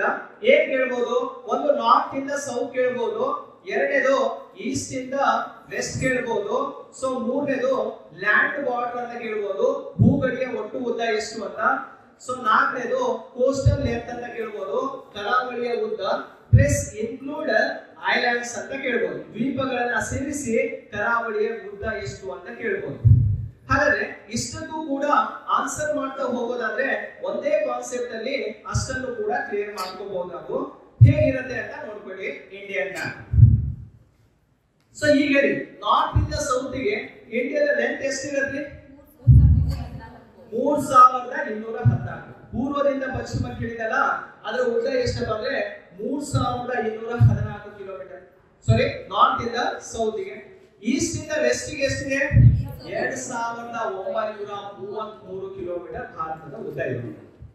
ನೆಕ್ಸ್ಟ್ ನೋಡಿ, ಭಾರತದಲ್ಲಿ ಇಲ್ಲಿ ಕಚ್ಚಿಂದ ಸ್ಟಾರ್ಟ್ ಮಾಡ್ಬಿಟ್ಟು ಈ ಕಡೆ ಗಂಗಾ ಮೈದಾನ ಬರ್ತೀವಿ ನಾವು, ಗಂಗಾ ಪ್ಲೈನಿಗೆ. ಸೊ ಇಷ್ಟು ಎಷ್ಟು ಲೆಂತ್ ಇದೆ ಅಂತ ಕೇಳಿದ್ರೆ ಎಷ್ಟು? 15,200 ಕಿಲೋಮೀಟರ್ ಭಾರತದ ಭೂಗಡಿಗೆ ಒಟ್ಟು ಉದ್ದವಾಗಿರುತ್ತೆ. ಲ್ಯಾಂಡ್ ಬಾರ್ಡರ್ ಲೆಂತ್ ಎಷ್ಟು ಅಂತ ಹೇಳಿದ್ರೆ 15,200 ಕಿಲೋಮೀಟರ್ ಅಷ್ಟು ಉದ್ದ ಗಡಿಯನ್ನು ಹೊಂದಿದೆ ಭಾರತ. ನೆಕ್ಸ್ಟ್ ನೋಡಿ, ಭಾರತದ ಕರಾವಳಿಯ ಉದ್ದ ಎಷ್ಟು ಅಂತ ಕೇಳಿದ್ರೆ 6,100 ಕಿಲೋಮೀಟರ್. 6,100. ಇನ್ನೊಂದು ಆಲ್ರೆಡಿ ಕ್ವಶನ್ ರೈಸ್ ಆಯ್ತು. ದ್ವೀಪಗಳನ್ನ ಸೇರಿಸಿದರೆ ಭಾರತದ ಕರಾವಳಿಯ ಒಟ್ಟು ಉದ್ದ ಎಷ್ಟು ಅಂತ ಕೇಳಿದ್ರೆ ಎಷ್ಟು? 7,514 ಕಿಲೋಮೀಟರ್. ಇನ್ನು ಒಂದು ಸ್ಮಾಲ್ ಕ್ವಶನ್ ಇದ್ರ ಬಗ್ಗೆ ರೈಸ್ ಮಾಡ್ತಾರೆ. ಭಾರತದ ಜಲಗಡಿಯ ಒಟ್ಟು ಉದ್ದ ಎಷ್ಟು ಅಂತ ಕೇಳ್ತಾರೆ. ಜಲಗಡಿ ಅಂದ್ರೆ ಏನಿಲ್ಲ, ಸಿಂಪಲ್ ಅರ್ಥ ಮಾಡ್ಕೊಳ್ಳಿ. ಇದು ನಮ್ಮ ಕೋಸ್ಟಲ್ ಬಾರ್ಡರ್ ಏನಪ್ಪ, ಇದರಲ್ಲಿ ನಮಗೆ ಎಲ್ಲಿವರೆಗೂ ನಮ್ಮ ಸಾರ್ವಭೌಮತ್ವ ಇರುತ್ತೆ, ಎಲ್ಲಿವರೆಗೂ ನಮ್ಮ ಕಂಟ್ರೋಲ್ ಅಲ್ಲಿ ಇರುತ್ತೆ ಅಂತ ಕೇಳಿದಾಗ ಎಷ್ಟು ನ್ಯಾಟಿಕಲ್ ಮೈಲ್ ಇದೆ? 12 ನ್ಯಾಟಿಕಲ್ ಮೈಲಿ ಭಾರತದ ಜಲಗಡಿಯ ಉದ್ದವಾಗಿರುತ್ತೆ. ಇಷ್ಟು ಮಾತ್ರ ಎಲ್ಲಾ ಕಾಂಪಿಟೇಟಿವ್ ಎಕ್ಸಾಮ್ಸ್ ನಮಗೆ ಈ ಲೆಂತ್ ಬಗ್ಗೆ ಪ್ರಶ್ನೆಯನ್ನ ಕೇಳೋದು. ಇದು ಬಿಟ್ರೆ ಬೇರೆ ಏನು ಕೂಡ ಅದಕ್ಕೆ ಆಪ್ಷನ್ಸ್ ಇಲ್ಲ. ಎಷ್ಟು ನ್ಯಾಟಿಕಲ್ ಮೈಲಿ? 12 ನ್ಯಾಟಿಕಲ್ ಮೈಲಿ. ಸರಿ, 1 ನ್ಯಾಟಿಕಲ್ ಮೈಲಿ ಅಂದ್ರೆ ಎಷ್ಟು? 1.852 ವಾಟ್? 1.852 kilometre metre kilometres. 1.852 ಇದೆಯಲ್ಲ ಅದು ಕಿಲೋಮೀಟರ್ಸ್. 1852 ಇದೆಯಲ್ಲ ಅದು ಮೀಟರ್ಸ್ ಅಲ್ಲಿ ನೋಡ್ತೀವಿ. ನ್ಯಾಟಿಕಲ್ ಮೈಲಿ ಅಂತ ಪಿಸಿ ಎಕ್ಸಾಮ್ ಅಲ್ಲಿ ಪ್ರಶ್ನೆ ಕೇಳಿದ್ದಾರೆ. 1 ನ್ಯಾಟಿಕಲ್ ಮೈಲಿ ಈಕ್ವಲ್ ಟು ಅಂತ ಕೇಳ್ತಾರೆ 1852 ಮೀಟರ್ ಗೆ ಸಮಾನ 1.852 ಕಿಲೋಮೀಟರ್ ಗೆ ಸಮವಾಗಿರುತ್ತೆ. ಅದೇ ಭಾರತದ ನ್ಯಾಟಿಕಲ್ ಮೈಲಿ ಎಷ್ಟು ಅಂತ ಕೇಳಿದ್ರೆ 12 ನ್ಯಾಟಿಕಲ್ ಮೈಲಿ ಅಂತ ಆನ್ಸರ್ ಮಾಡಬೇಕು. ಇದು ಭಾರತದ ಗಡಿಯ ಬಗ್ಗೆ ಅಥವಾ ಲೆಂತ್ ಬಗ್ಗೆ ನಾವು ತಿಳ್ಕೋಬೇಕು. ನೆಕ್ಸ್ಟ್ ಕ್ವಶನ್ ಹೋಗೋಣ ಸ್ನೇಹಿತರೆ. ಕ್ವಶನ್ ಓದಿ ಹೇಗಿದೆ? ದೇಶವನ್ನ ಬಹುತೇಕ 2 ಸಮಾನ ಭಾಗಗಳನ್ನಾಗಿ ವಿಭಾಗಿಸುತ್ತದೆ ಯಾವುದು ಅಂತ ಕೇಳಿದ್ರೆ ಆಪ್ಷನ್ ಒಂದು ಮಕರ, ಟ್ರಾಪಿಕ್ ಆಫ್ ಕ್ಯಾಪ್ರಿಕಾರ್ನ್. ಎರಡನೇದು ಟ್ರಾಪಿಕ್ ಆಫ್ ಕ್ಯಾನ್ಸರ್ ಅಂದ್ರೆ ಕರ್ನಾಟಕ ಸಂಕ್ರಾಂತಿ ವೃತ್ತ. ಮೂರನೇದಿದೆ ಈಕ್ವಿಟರ್, ಸಮಭಾಜಕ ವೃತ್ತ. ಇವುಗಳಲ್ಲಿ ಯಾವುದು ಅಲ್ಲ. ಯಾವುದು ರೈಟ್ ಆನ್ಸರ್? ಸಮಭಾಜಕ ವೃತ್ತ ಭಾರತ. ಸಮಭಾಜಕ ವೃತ್ತನ ಯಾವುದು? Tropic of cancer. ಎಕ್ಸಾಂಪಲ್ ಕೊಟ್ಬಿಡ್ತಾನೆ. ನಾವು ಕನ್ನಡನೇ ಓದ್ಕೊಂತ ಹೋಗ್ತೀವಿ ಅಂದ್ರೆ ಆಗಲ್ಲ. ಕೆಲವೊಂದು ಜಿಯೋಗ್ರಫಿಕಲ್ ವರ್ಡ್ಸ್ ಅನ್ನ ಇಂಗ್ಲಿಷ್ ಅಲ್ಲಿ ಕಲಿಬೇಕಷ್ಟೇ. ಟ್ರಾಪಿಕ್ ಆಫ್ ಕ್ಯಾನ್ಸರ್ ಅಂದ್ರೆ ತಲೆ ಇಟ್ಕೋಬೇಡಿ, ಅದು ಭಾರತದ ಮಧ್ಯ ಭಾಗದಲ್ಲಿ ಹಾದು ಹೋಗಿರೋದಪ್ಪ. ಕ್ಯಾನ್ಸರ್ ಅಂದ್ರೆ ಕರ್ಕಾಟಕ ಸಂಕ್ರಾಂತಿ ವೃತ್ತ ಭಾರತದ ಮಧ್ಯಭಾಗದಲ್ಲಿ ಹಾರುತ್ತದೆ. ಭಾರತವನ್ನ 2 ಭಾಗಗಳನ್ನಾಗಿ ವಿಭಾಗ ಮಾಡುತ್ತೆ. ನನ್ನ ಮುಂದಿನ ಪ್ರಶ್ನೆ ಏನು ಈ ಕಾನ್ಸೆಪ್ಟ್ ರಿಲೇಟೆಡ್ ಆಗಿ? ಕರ್ಕಾಟಕ ಸಂಕ್ರಾಂತಿ ವೃತ್ತ ಅಂದ್ರೆ ಇಂಡಿಯನ್ ಮ್ಯಾಪ್ ಅಲ್ಲಿ ನೀವು ಅಬ್ಸರ್ವ್ ಮಾಡಿ, ಭಾರತದ ಒಂದು ಮ್ಯಾಪ್ ಅನ್ನ ನೀವು ನೋಡ್ತಾ ಹೋಗೋದಾದ್ರೆ ಸೊ ಅದರಲ್ಲಿ ಯಾವ ರೀತಿಯಲ್ಲಿ ಈ ಟ್ರಾಪಿಕ್ ಆಫ್ ಕ್ಯಾನ್ಸರ್ ಬಗ್ಗೆ ಪ್ರಶ್ನೆಯನ್ನ ಕೇಳಬಹುದು, ರೈಟ್? ಸರಿ, ಇಲ್ಲಿ ಟ್ರಾಪಿಕ್ ಆಫ್ ಕ್ಯಾನ್ಸರ್ ಇಲ್ಲಿ ಬರೆದು ಬಿಡ್ತೀನಿ ನಾನು. ಇದು ಟ್ರಾಪಿಕ್ ಆಫ್ ಕ್ಯಾನ್ಸರ್ ಸ್ವಲ್ಪ ಮೇಲೆ ಬರಬೇಕು, ಇರ್ಲಿ, ರೈಟ್? ಕರ್ಕಾಟಕ ಸಂಕ್ರಾಂತಿ ವೃತ್ತ ಎಷ್ಟು ಡಿಗ್ರಿಯಲ್ಲಿ ಇದೆ ಅಂತ ಕೇಳಿದ್ರೆ 23.5 ಡಿಗ್ರಿ. ಏನು ಕರಿತೀವಿ ಇದನ್ನ? ಉತ್ತರ ಏನು ಅಕ್ಷಾಂಶ ಅಂತ ಕರಿತೀವಿ, ನಾಟ್ ಲ್ಯಾಟಿಟ್ಯೂಡ್. 23.5 ಡಿಗ್ರಿ ಉತ್ತರ ಅಕ್ಷಾಂಶವನ್ನೇ ಕರ್ಕಾಟಕ ಸಂಕ್ರಾಂತಿ ವೃತ್ತ ಅಂತ ಕರಿತೀವಿ. ಭಾರತದ ಮಧ್ಯಭಾಗದಲ್ಲಿ ಹಾರುತ್ತದೆ. ಮುಂದಿನ ಪ್ರಶ್ನೆ, ಈ ಒಂದು ರೇಖೆಯ ಮೇಲೆ ಸೂರ್ಯನ ನೇರ ಕಿರಣಗಳು ಈ ಕೆಳಗಿನ ಯಾವ ದಿನದಂದು ಬೀಳುತ್ತದೆ? ಯಾವ ದಿನ ಸೂರ್ಯನ ಡೈರೆಕ್ಟ್ ಸನ್ರೈಸ್ ಈ ಲೈನ್ ಮೇಲೆ ಇರುತ್ತೀರಿ? March 21, June 21. June 21, very good. ಯಾವಾಗಪ್ಪ ಅಂತ ಕೇಳಿದ್ರೆ ಜೂನ್ 21 ಗೆ ಸೂರ್ಯನ ನೇರ ಕಿರಣಗಳು ಬೀಳುತ್ತವೆ. ಜೂನ್ 21ಕ್ಕೆ ಸೂರ್ಯನ ನೇರ ಕಿರಣಗಳು ಈ ರೇಖೆಯ ಮೇಲೆ ಬೀಳೋದ್ರಿಂದ ಈ ದಿನದ ನೆನಪಿಗಾಗಿ ಇಡೀ ವರ್ಲ್ಡ್ಗೆ ಹೆಲ್ತ್ ಚೆನ್ನಾಗಿರ್ಲಿ ಅಂತ ನಾವೊಂದು ಗಿಫ್ಟ್ ಅನ್ನ ಕೊಟ್ಬಿಟ್ಟಿದ್ದೀವಿ. ಏನ್ ಕೊಟ್ಟಿದ್ದೀವಿ? ಎಸ್, ವರ್ಲ್ಡ್ ಯೋಗ ಡೇ ಅಂತ ಹೇಳಿ ನಾವು ಸೆಲೆಬ್ರೇಷನ್ ಮಾಡ್ತೀವಲ್ವಾ? ಯಾವ ದಿನ? ಇದೇ ನೆನಪಿಗಾಗಿ. ಯಾಕಂದ್ರೆ ಅವತ್ತಿನ ದಿನ ಸೂರ್ಯ ಭಾರತದ ಮೇಲೆ ಬೆಳಗ್ತಾ ಇದ್ದಾನೆ. ಮುಂದಿನ ಕ್ವಶನ್ ಹೇಗಿದೆ ನೋಡಿ. ಹಾಗಾದ್ರೆ ಭಾರತದಲ್ಲಿ ದೀರ್ಘ ಹಗಲು ಲಾಂಗ್ ಡೇ ಯಾವ ದಿನ ಇರುತ್ತಂದ್ರೆ ಇದೇ ಜೂನ್ 20ಕ್ಕೆ. ಭಾರತದಲ್ಲಿ ದೀರ್ಘ ಹಗಲು ಚಿಕ್ಕ ರಾತ್ರಿ ಇರುವಂತಹ ದಿನ ಯಾವಂತ ಕೇಳಿದ್ರೆ ಜೂನ್ 21. ಯಾಕಂದ್ರೆ ಸೂರ್ಯ ಭಾರತದಲ್ಲಿ ಇರೋದ್ರಿಂದ ಸಂಜೆ 7:15 7:20 ಕತ್ಲಾಗಲ್ಲ ಅವತ್ತು. ಓಕೆ, ಲಾಂಗ್ ಡೇ ಇರುವಂತಹ ದಿನ ಜೂನ್ 21. ನೆಕ್ಸ್ಟ್ ಕ್ವಶನ್ ಹೋಗೋಣ. ಹಾಗಾದ್ರೆ ಈ ಟ್ರಾಪಿಕ್ ಆಫ್ ಕ್ಯಾನ್ಸರ್ ಮೇಲೆ ಸೂರ್ಯನ ನೇರ ಕಿರಣಗಳು ಜೂನ್ 21ಕ್ಕೆ ಬೀಳತ್ತಂದ್ರೆ ಇದಕ್ಕಿಂತ ಸ್ವಲ್ಪ ಬೇಸಿಕ್ ಮಾಹಿತಿಯನ್ನ ಕೊಡ್ತೀನಿ, ಅದು ವರ್ಲ್ಡ್ ಬಗ್ಗೆ ತಿಳ್ಕೊಂಡಿದ್ದೀನಿ. ಇಲ್ಲಿ 3 ರೇಖೆಗಳನ್ನ ಯಾವತ್ತೂ ಮರೆಯಂಗಿಲ್ಲ ನೀವು ಕಾಂಪಿಟೇಟಿವ್ ಎಕ್ಸಾಮ್ ಅಲ್ಲಿ. ಆ 3 ರೇಖೆ ಯಾವ್ದಪ್ಪ ಅಂದ್ರೆ ಒಂದು 0 ಡಿಗ್ರಿ ಸಮಭಾಜಕ ವೃತ್ತ, ಎರಡನೇದು 23.5 ಡಿಗ್ರಿ ಟ್ರಾಪಿಕ್ ಆಫ್ ಕ್ಯಾನ್ಸರ್, ಮೂರನೇದು 23.5 ಡಿಗ್ರಿ ಟ್ರಾಪಿಕ್ ಆಫ್ ಕ್ಯಾಪ್ರಿಕಾರ್ನ್. ಮಕರ ಸಂಕ್ರಾಂತಿ ವೃತ್ತ, ಕರ್ಕಾಟಕ ಸಂಕ್ರಾಂತಿ ವೃತ್ತ, ಸಮಭಾಜಕ ವೃತ್ತ. ಸನ್ ಪೊಸಿಷನ್ ಅನ್ನ ಇಟ್ಕೊಂಡು ಮಾತಾಡ್ತಾರೆ. ಇಲ್ಲಿ ಮಾರ್ಚ್ 21ರಂದು ಸೂರ್ಯನ ನೇರ ಕಿರಣಗಳು ಬೀಳ್ತಾವೆ. ನೆಕ್ಸ್ಟ್ ಸನ್ ಮೂವ್ ಆಗುತ್ತೆ ಯಾವ ಕಡೆ? ನಾರ್ದರ್ನ್ ಹೆಮಿಸ್ಫಿಯರ್ ಕಡೆ, ಟ್ರಾಪಿಕ್ ಆಫ್ ಕ್ಯಾನ್ಸರ್ ಕಡೆ. ಇಲ್ಲಿ ಯಾವ ದಿನ ಬರುತ್ತಂದ್ರೆ ಜೂನ್ 21ಕ್ಕೆ ಸೂರ್ಯನ ನೇರ ಕಿರಣಗಳು ಬೀಳ್ತವೆ. ಅದನ್ನ ದಾಟಿ ಮತ್ತೆ ಮುಂದೆ ಹೋಗಲ್ಲ, ಗೊತ್ತಿರ್ಬೇಕು ನಿಮಗೆ. ಮತ್ತು ವಾಪಸ್ ಈ ರೇಖೆ ಮೇಲೆ ಬರುತ್ತೆ. ಈ ದಿನ ಯಾವ್ದಪ್ಪ ಅಂದ್ರೆ ಸೆಪ್ಟೆಂಬರ್ 23 ಆಗಿರುತ್ತೆ. ಸೆಪ್ಟೆಂಬರ್ 23ರ ನಂತರ ಇಲ್ಲಿಗೆ ಬರುತ್ತೆ. ಆ ದಿನ ಯಾವ್ದಾಗಿರುತ್ತೆ? ಡಿಸೆಂಬರ್ 22 ಆಗಿರುತ್ತೆ. 4 ದಿನ ಚಂದ ತಲೆಯಲ್ಲಿ ಇಟ್ಕೋಬೇಕು ಕಾಂಪಿಟೇಟಿವ್ ಎಕ್ಸಾಮ್ಸ್ ಅಲ್ಲಿ. ಹಾಗಾದ್ರೆ ಈ ಏರಿಯಾದ ಮೇಲೆ ಭೂಮಿಯ ಮೇಲೆ ಸಮಹಗಲು ಸಮರಾತ್ರಿ ಇರುವಂತಹ ದಿನ ಯಾವ್ದಂತ ಕೇಳ್ತಾನೆ. ಈಕ್ವಲ್ ಡೇ ಅಂಡ್ ನೈಟ್ ಇಡೀ ಗ್ಲೋಬ್ ಅಲ್ಲಿ ಯಾವ ದಿನ ಇರುತ್ತೆ ಅಂತ ನೀವು ಆನ್ಸರ್ ಮಾಡ್ಬೋದಲ್ಲ? ಯಾವ ದಿನ? ಮಾರ್ಚ್ 21, ಸೆಪ್ಟೆಂಬರ್ 23ರಂದು ಇಡೀ ಭೂಮಿಯ ಮೇಲೆ ಸಮಹಗಲು ಸಮರಾತ್ರಿ ಇರುತ್ತೆ. 12 ಅವರ್ ಡೇ ಇರುತ್ತೆ, 12 ಅವರ್ ಏನಾಗಿರುತ್ತೆ? ನೈಟ್ ಇರುತ್ತೆ. ಅದೇ ಉತ್ತರ ಗೋಳಾರ್ಧದಲ್ಲಿ northern hemisphere or India long day ಇರುವಂತದ್ದು ಯಾವ ದಿನ ಆಗಿರುತ್ತೆ? ಜೂನ್ 21. ಇಲ್ಲಿ ಲಾಂಗ್ ಡೇ ಇದೆ ಅಂದಾಗ ಈ ದಕ್ಷಿಣ ಗೋಳಾರ್ಧದಲ್ಲಿ ಯಾವ ದಿನ ಇರುತ್ತೆ? ಶಾರ್ಟ್ ಡೇ ಇರುತ್ತೆ, ಅಂದ್ರೆ ಚಿಕ್ಕ ದಿನ ಇರುತ್ತೆ. ಅದಕ್ಕೆ ಉಲ್ಟಾಗಿ ತಗೊಳ್ಳಿ, ಇದೇ ಡಿಸೆಂಬರ್ 22ರಂದು ದಕ್ಷಿಣ ಗೋಳಾರ್ಧದಲ್ಲಿ ದೀರ್ಘ ಹಗಲಿರುತ್ತೆ, ಆದ್ರೆ ಉತ್ತರ ಗೋಳಾರ್ಧದಲ್ಲಿ ದೀರ್ಘ ರಾತ್ರಿ ಇರುತ್ತೆ. ಡಿಸೆಂಬರ್ ಅವಧಿಯಲ್ಲಿ ನೋಡಿದ್ರ ಸಂಜೆ 6 ಗಂಟೆ ಆಗೋಕ್ಕಿಂತ ಮುಂಚೆ ಆಲ್ರೆಡಿ ಕತ್ಲಾಗಕ್ಕೆ ಸ್ಟಾರ್ಟ್ ಆಗಿದೆ. ಅದನ್ನೇ ನೋಡಿ ಕತ್ಲಾಗಕ್ಕೆ ಸ್ಟಾರ್ಟ್. ಈಗ ಏನಾಗಿದೆ? ಚೇಂಜಸ್ ಆಗಿದೆ. ಈ ಸ್ವಲ್ಪ 6:30 6:30ವರೆಗೂ ರೀಚ್ ಆಗ್ತಾ ಇದೀವಿ. ಅಂದ್ರೆ ಸನ್ ಯಾವ ಕಡೆ ಬರ್ತಾ ಇದ್ದಾನೆ? ಉತ್ತರಾಯಣ ಅಂತ ಹೇಳ್ತೀವಿ. ಉತ್ತರದ ಕಡೆ ಸೂರ್ಯನ ಕಿರಣಗಳು ಚಲಿಸ್ತಾ ಇರೋದ್ರಿಂದ ಹಗಲು ಏನಾಗ್ತಾ ಹೋಗ್ತಾ ಇದೆ? ನಮಗೆ ಜಾಸ್ತಿ ಆಗ್ತಾ ಹೋಗ್ತಾ ಇದೆ, ರೈಟ್? ಇದು ಬೇಸಿಕ್ ನಾಲೆಡ್ಜ್ ಅಲ್ಲಿ ನಿಮಗೆ ಗೊತ್ತಿದೆ. ಯಾಕಂದ್ರೆ ನಮ್ಮ ಟಾಪಿಕ್ ಆಫ್ ಕ್ಯಾನ್ಸರ್ ಅನ್ನ ತಿಳ್ಕೋಬೇಕಂದ್ರೆ ಅದು ನಿಮಗೆ ಗೊತ್ತಿರಬೇಕು. ನೆಕ್ಸ್ಟ್ ಹೋಗೋಣ ಸ್ನೇಹಿತರೆ, ಭಾರತದಲ್ಲಿ ಕರ್ನಾಟಕ ಸಂಕ್ರಾಂತಿ ವೃತ್ತ ಎಷ್ಟು ರಾಜ್ಯಗಳಲ್ಲಿ ಹಾದು ಹೋಗುತ್ತೆ ಅಂತ ಕೇಳಿದ್ರೆ ಎಷ್ಟು? 8 ರಾಜ್ಯ. ಸರಿ, 8 ರಾಜ್ಯಗಳನ್ನ ವೆಸ್ಟ್ ಇಂದ ಈಸ್ಟ್ ಗೆ ಕಂಟಿನ್ಯೂ ಆಗಿ ಹೇಳಬೇಕು. ಕಂಟಿನ್ಯೂ ಹೇಳಿದ್ರೆ ಯಾಕಂದ್ರೆ ಕಾಂಪಿಟೇಟಿವ್ ಎಕ್ಸಾಮ್ ತಯಾರು ನಡೆಸ್ತಾ ಇರೋದ್ರಿಂದ ಗೊತ್ತಿಲ್ಲ ಅಂತ ಹೇಳೋಣ. ಟ್ರೈ ಮಾಡಿ ಒಂದ್ಸಲ. ಫಸ್ಟ್ ಯಾವುದು? ನೆಕ್ಸ್ಟ್ ಮೂರನೇದು ಮಧ್ಯಪ್ರದೇಶ್, ನಾಲ್ಕನೇದು ಛತ್ತೀಸ್ಗಢ, ಐದನೇದು ಜಾರ್ಖಂಡ್, ಆರನೇದು ವೆಸ್ಟ್ ಬೆಂಗಾಲ್, ಏಳನೇದು ತ್ರಿಪುರ, ಎಂಟನೇದು ಯಾವುದು? ಮಿಜೋರಾಂ. ಇದು ಯಾವತ್ತು ಮರೆಯಬಾರದು, ಎಕ್ಸಾಮ್ ದೃಷ್ಟಿಯಿಂದ ತುಂಬಾನೇ important. First Gujarat, Rajasthan, next Madhya Pradesh, Chhattisgarh, Jharkhand, West Bengal, ಇದು Tripura, last one Mizoram. UPSC exam ನ ಪ್ರಶ್ನೆ ಇದು. ಫಸ್ಟ್ ಅಂಡ್ ಲಾಸ್ಟ್ ಸ್ಟೇಟ್ ಅನ್ನ ಕೇಳಿದ್ದಾರೆ, ಗುಜರಾತ್ ಮತ್ತು ಯಾವ್ದನ್ನ ಆನ್ಸರ್ ಮಾಡಬೇಕು ನಾವು?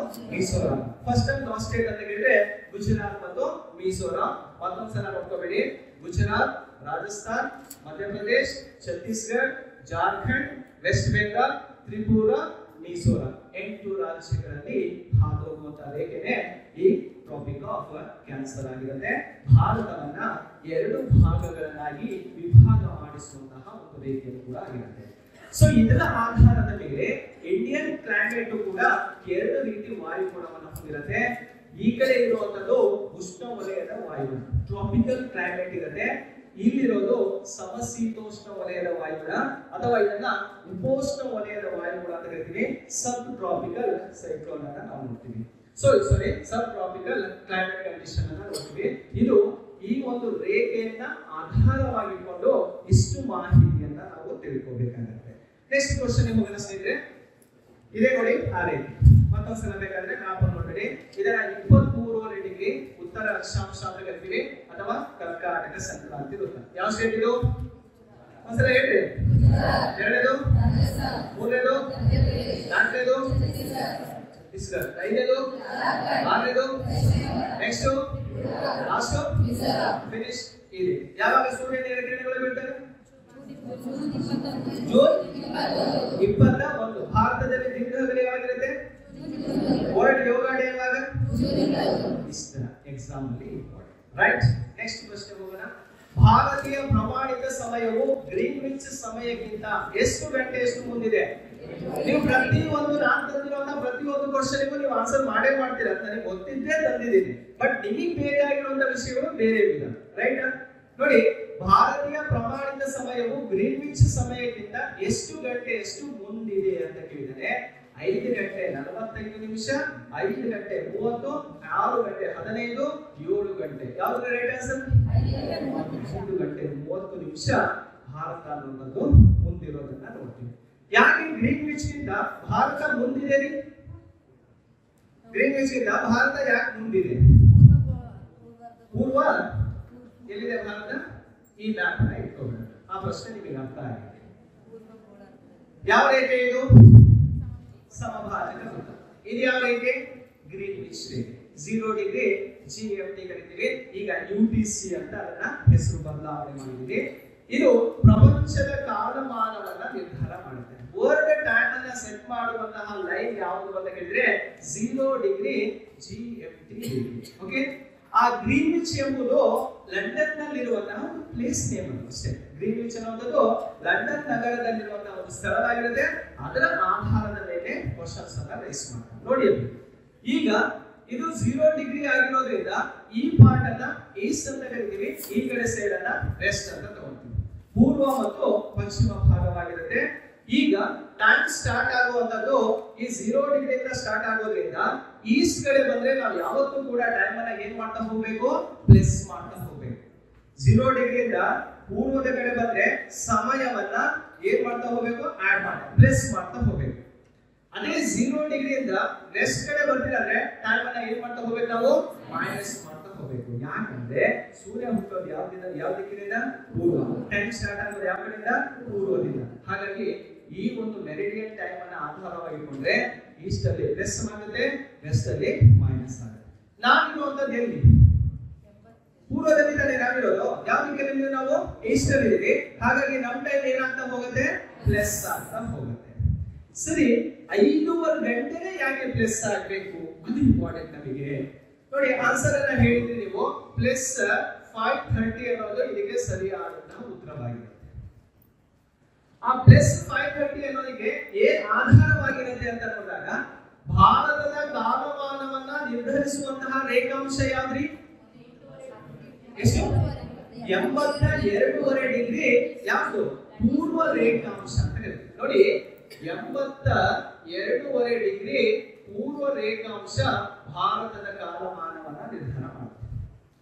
ಆ 82.5 ಡಿಗ್ರಿ ಪೂರ್ವ ರೇಖಾಂಶ ಇದೆ ನೋಡಿ. 82.5 ಡಿಗ್ರಿ ಪೂರ್ವ ರೇಖಾಂಶ ಇದೆ. ಇದಕ್ಕೆ 82.5 ಡಿಗ್ರಿ ಈಸ್ಟ್ ಲ್ಯಾಂಗಿಟ್ಯೂಡ್ ಅಂತ ಕರೀತೀವಿ. ಇದಕ್ಕೆ ಏನ್ ಟೈಟಲ್ ಕೊಡ್ತೀವಪ್ಪ ಅಂದ್ರೆ IST ಅಂತ ಕರೀತೀವಿ. IST ಅಂದ್ರೆ ಏನು? Indian standard time. ಭಾರತದ ಆದರ್ಶ ವೇಳೆ ಅಥವಾ ಭಾರತದ ಪ್ರಮಾಣ ವೇಳೆ ಅಂತ ಕರೀತೀವಿ. ಸರಿ, ಈ ಇಂಡಿಯನ್ ಸ್ಟ್ಯಾಂಡರ್ಡ್ ಟೈಮಿಗೂ ಲಂಡನ್ ಟೈಮಿಗೂ 5:30 ಅವರ್ಸ್ ಡಿಫರೆನ್ಸ್ ಇದೆ ಅನ್ನೋದಾಗ ಈಗ ಬೇಸಿಕ್ ಮಾಹಿತಿ ನಮಗೆ ಗೊತ್ತಿರಬೇಕಾಗುತ್ತೆ. ಏನ್ ಗೊತ್ತಿರಬೇಕು ನೋಡಿ, ಇಡೀ ಗ್ಲೋಬ್ ಅನ್ನ ತಗೊಂಡಾಗ, ಈ ಗ್ಲೋಬ್ ಅನ್ನ ವ್ಯೂ ಮಾಡಿ ಇದನ್ನ ತಗೊಂಡಾಗ ಟೈಮ್ ಈ ಕಡೆ ಮೈನಸ್, ಈ ಕಡೆ ಪ್ಲಸ್ ಅಂತ ಅಂದ್ರೆ ನಾವು ಈಸ್ಟ್ ಅಲ್ಲಿ ಇರೋದ್ರಿಂದ ಪ್ಲಸ್ ಆಗ್ತಾ ಇದ್ದೇವೆ. ವರ್ಲ್ಡ್ ಟೈಮ್ ಅನ್ನ 0 ಡಿಗ್ರಿ ಸೆಟ್ ಮಾಡ್ತಾ ಇದ್ದೇವೆ. ಒಂದು ರೇಖಾಂಶಕ್ಕೂ ಮತ್ತೊಂದು ರೇಖಾಂಶಕ್ಕೂ ಟೈಮ್ ಡಿಫರೆನ್ಸ್ ಎಷ್ಟು ಅಂತ ಕೇಳ್ತಾರೆ. ಈಗ ನೋಡಿ, ಇದು ಸನ್ ಇಲ್ಲಿದ್ದಾರೆ, ಇದು 0 ಡಿಗ್ರಿ ಅಂತ ತಗೊಳ್ಳೋಣ. ಇದು 0 ಡಿಗ್ರಿ, ಇದು 1 ಡಿಗ್ರಿ. ಇವೆರಡು ರೇಖೆಯನ್ನ ಬೇಸ್ ಆಗಿ ತಗೊಳ್ತಿದ್ದಾರೋ, ಸನ್ ಪೊಸಿಷನ್ ಇಲ್ಲಿದಾನಪ್ಪ. ಈಗ ಸನ್ ಇಲ್ಲಿದ್ದಾನೆ, ಭೂಮಿ ಹಿಂಗ್ ಸುತ್ತತ್ತೆ. ಭೂಮಿ ಸುತ್ತತ್ತಲ್ವಾ? ಸುತ್ತಬೇಕಾದ್ರೆ ಇಲ್ಲಿರುವಂತ ಸನ್ನು ಇಲ್ಲಿಗೆ ಬರ್ತದೆ. ಅಂದ್ರೆ ಒಂದು ರೇಖಾಂಶಕ್ಕೂ ಮತ್ತೊಂದು ರೇಖಾಂಶಕ್ಕೂ ಸೂರ್ಯನ ಕಿರಣಗಳು ಹಾದು ಹೋಗಲು ಬೇಕಾಗಿರುವಂತಹ ಸಮಯ ಎಷ್ಟು ಅಂತ ಕೇಳಿದ್ರೆ ಎಷ್ಟು ನಿಮಿಷ? 4 ನಿಮಿಷ ಬೇಕು. 4 ಮಿನಿಟ್ಸ್ ಬೇಕು. ಆ 4 ಮಿನಿಟ್ಸ್ ಅನ್ನೋದು ಟೈಮ್ ಕ್ಯಾಲ್ಕುಲೇಷನ್ ಗೆ ನಮಗೆ ಸಪೋರ್ಟ್ ಮಾಡುತ್ತೆ. ಅದರ ಆಧಾರದ ಮೇಲೆ ಟೈಮ್ ಅನ್ನ ಕಂಡುಹಿಡಿತೀವಿ. ಹೇಗಂತ ನೋಡ್ಬಿಡಿ. ಇಲ್ಲಿ ನೋಡಿ, ಭಾರತದ್ದು 82.5 ಡಿಗ್ರಿ ಇರುತ್ತೆ. ನಾನು ಹಾಫ್ ಅನ್ನ ಆಮೇಲೆ ಯೂಸ್ ಮಾಡ್ಕೊಳ್ತೀನಿ.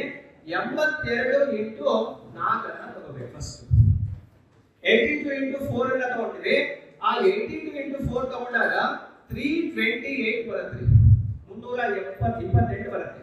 ಈ ಹಾಫ್ ಅನ್ನ ಅಲ್ಲಿ ಫುಲ್ ಅಂದ್ರೆ ಎಷ್ಟು ನಿಮಿಷ? ಹಾಫ್ ಅಂದ್ರೆ ಪ್ಲಸ್ 2 ಮಾಡ್ಕೊಳ್ಳೋಣ.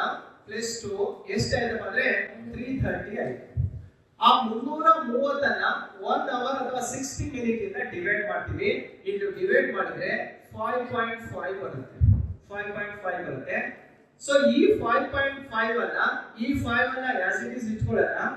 ಈ 5 ಅನ್ನ ಹಾಫ್ ಅಂತ ಕನ್ಸಿಡರ್ ಮಾಡಬೇಕು. ಅರ್ಧ. ಓಕೆ, ಹಾಫ್ ಅಂತ ಕರೀತೀವಿ. ಹಾಫ್ ಅಂದ್ರೆ ಟೈಮರ್ ಹಾಫ್ ಅಂದ್ರೆ ಎಷ್ಟು? 30 ನಿಮಿಷ. ಅದನ್ನ 30 ಅನ್ನು ಇಲ್ಲೇ ಇಟ್ಕೊಳ್ತೀನಿ ನಾನು. ಈಗ ಇಲ್ಲಿ ಪ್ಲಸ್ ಸಿಂಬಲ್ ಹಾಕ್ತೀನಿ. ಲಂಡನ್ನಿಗೂ ಭಾರತಕ್ಕೂ ಟೈಮ್ ಡಿಫರೆನ್ಸ್ ಎಷ್ಟಪ್ಪ ಅಂದ್ರೆ 5:30 ಗಂಟೆ ವ್ಯತ್ಯಾಸ. ಈ ರೀತಿ ನಾವು ಕಂಡುಹಿಡ್ಕೋಬೇಕು. ಹಾಗಾದ್ರೆ 5:30 ಗಂಟೆನೇ ಯಾಕೆ ವ್ಯತ್ಯಾಸ ಬಂತು ಅನ್ನೋದಕ್ಕೆ ರೀಸನ್ ಏನಾಗದ್ರೆ, ಭಾರತದ ಕಾಲಮಾನವನ್ನ ನಿರ್ಧರಿಸುವಂತ ರೇಖಾಂಶ ಯಾವುದು? 82.5 ಡಿಗ್ರಿ ಪೂರ್ವ ರೇಖಾಂಶ ಇರೋದ್ರಿಂದ ನಮ್ಮ ಟೈಮ್ ಎಷ್ಟು ಬಂತಪ್ಪ ಅಂದ್ರೆ 5:30 ಗಂಟೆ ವ್ಯತ್ಯಾಸ ಇದೆ. ಸೇಮ್ ಪಾಯಿಂಟ್ ಅನ್ನ ಇಟ್ಕೊಳ್ಳಿ. ಈಗ ಇಲ್ಲಿ ಒಂದು 10 ನಿಮಿಷ ಮುಂದೆ ಹೋಗ್ಬಿಡ್ತೀನಿ ನಾನು ಇಲ್ಲಿ. ಸೊ ಇಂಡಿಯಾದಲ್ಲಿ ಈಗ 3 ಗಂಟೆ ಟೈಮ್ ಇದೆ, 3 PM ಇದೆ. ಈಗ ನಾನು ಲಂಡನ್ ಕಡೆ ಹೋಗ್ಬೇಕಪ್ಪ, ಟೈಮ್ ಪ್ಲಸ್ ಮಾಡೋದು ಮೈನಸ್ ಮಾಡೋದು? ಮೈನಸ್ ಮಾಡಿ. ಹೇಳಿ ಮತ್ತೆ ಲಂಡನ್ ಅಲ್ಲಿ ಏನ್ ಟೈಮ್ ಇದೆ ಈಗ? ಅಕ್ಯುರೇಟ್ ಹೇಳ್ಬೇಕು. ನಮ್ಮಲ್ಲಿ ಎಷ್ಟು ಗಂಟೆ ಇದೆ? 3 ಗಂಟೆ ಇದೆ ಭಾರತದಲ್ಲಿ ಈಗ. ಸೊ ಲಂಡನ್ ಅಲ್ಲಿ ಏನ್ ಟೈಮ್ ಇದೆ? 10 ಗಂಟೆನಾ? 10 ನೋಡೋಣ ಎಷ್ಟಿದೆ ಅಂತ. ಜಸ್ಟ್ 3 ಮೈನಸ್ ಮಾಡಿದ್ರೆ 2, 1, 12, next 11, 10, 9, 1 hour, 2 hour, 3 hour, 4 hour, 5 hour. ಇದೆಷ್ಟು ಅವರ್ ಬೇಕು? Half an hour. ಇಲ್ಲಿ ಹಾಫ್ ಅನ್ ಅವರ್ ಬರಬೇಕು ತಾನೆ ನಾವು. 9:30 ಇದೆ. AM PM ಬೆಳಿಗ್ಗೆ 9:30 ಎಲ್ಲಿದೆಯಪ್ಪ ಅಂದ್ರೆ ಲಂಡನ್ ಅಲ್ಲಿ ಇದೆ. ಇನ್ನು 10 ನಿಮಿಷ ಹಿಂದೆ ಹೋದ್ರೆ ಅಥವಾ 5 ನಿಮಿಷ ಹಿಂದೆ ಹೋದ್ರೆ 9:35 ಅಥವಾ 25 ನಿಮಿಷ ಅಂತ ಟೈಮ್ ಇದೆ ನೋಡಿ. ಅದರ ಆಧಾರದ ಮೇಲೆ ನಾವು ಟೈಮ್ ಅನ್ನ ಕ್ಯಾಲ್ಕುಲೇಷನ್ ಮಾಡ್ತೀವಿ ಅಷ್ಟೇ, ಬೇರೆ ಏನಿಲ್ಲ. ನಮಗೆ ಯಾವ ಟೈಮ್ ಗೊತ್ತಿರಬೇಕು? ನಮ್ಮ ಟೈಮ್ ಫಸ್ಟ್ ಗೊತ್ತಿರ್ಬೇಕು ನಮಗೆ. ನಮ್ಮ ಟೈಮ್ ನಮಗೆ ಗೊತ್ತಿತ್ತಂದ್ರೆ ನಾವು ಈಸಿಯಾಗಿ ಯಾವುದೇ ರಾಷ್ಟ್ರದ ಟೈಮ್ ಅನ್ನು ಹಾಕೊಳ್ಳಿ ಕ್ಯಾಲ್ಕುಲೇಷನ್ ಮಾಡಬೇಕು. ಕ್ಯಾಲ್ಕುಲೇಷನ್ ಮಾಡುವಂತ ವಿಧಾನ ಏನು? ಎಕ್ಸಾಮ್ ಅಲ್ಲಿ ಕೊಟ್ಟಿರ್ತಾರೆ, ಅವನು ಏನ್ ಕೊಟ್ಟಿರ್ತಾನೆ? ಯಾವುದೋ ಒಂದು ರಾಷ್ಟ್ರ ಕೊಟ್ಬಿಟ್ಟು ಈ ಡಿಗ್ರಿಯನ್ನ ಕೊಟ್ಟಿರ್ತಾನೆ. ಈ ಡಿಗ್ರಿಯನ್ನ ಆಧಾರವಾಗಿ ನೀವು ಏನಾದ್ರು ಇಟ್ಕೊಂಡ್ರೆ ಇಂಟು ಏನ್ ಮಾಡ್ಬೇಕು? ಇಂಟು 4 ಮಾಡ್ಬೇಕು. ಡಿವೈಡೆಡ್ ಬೈ ಏನ್ ಮಾಡ್ಬೇಕು? 60 ಮಾಡ್ಬೇಕು. ಆ ಬಂದಿರೋದು ಲಂಡನ್ನಿಗೂ ಆ ರಾಷ್ಟ್ರಕ್ಕೂ ಇರುವ ಟೈಮ್ ಡಿಫರೆನ್ಸ್. ಈಗ 75 ಡಿಗ್ರಿ ಈಸ್ಟ್ ಲ್ಯಾಂಗಿಟ್ಯೂಡ್ ಅಲ್ಲಿ ಪಾಕಿಸ್ತಾನ ಇದೆ, 75 ಡಿಗ್ರಿ ಪೂರ್ವ ರೇಖಾಂಶದಲ್ಲಿ ಪಾಕಿಸ್ತಾನ ಇದೆ. ಒಂದು ಕ್ಯಾಲ್ಕುಲೇಷನ್ ಮಾಡಿ ಹೇಳಿ ನೋಡೋಣ. ಒಂದು ಲೆಕ್ಕಾಚಾರ ತಗೋಬಿಡಿ. 75 ಡಿಗ್ರಿ ಪೂರ್ವ ರೇಖಾಂಶದ ಮೇಲೆ ಪಾಕಿಸ್ತಾನ ಇದೆ. ಹಾಗಾದ್ರೆ ಪಾಕಿಸ್ತಾನದಲ್ಲಿ ಈಗ ಏನ್ ಟೈಮ್ ಇದೆ ಅಂತ ಹೇಳಿ. ಪಾಕಿಸ್ತಾನದಲ್ಲಿ ಈಗ ಏನ್ ಟೈಮ್ ಇದೆ ಅಂತ ಹೇಳಿ ನೋಡೋಣ. ರೂಲ್ ಹೇಳಿದ್ದೀನಿ ನಿಮಗೆ.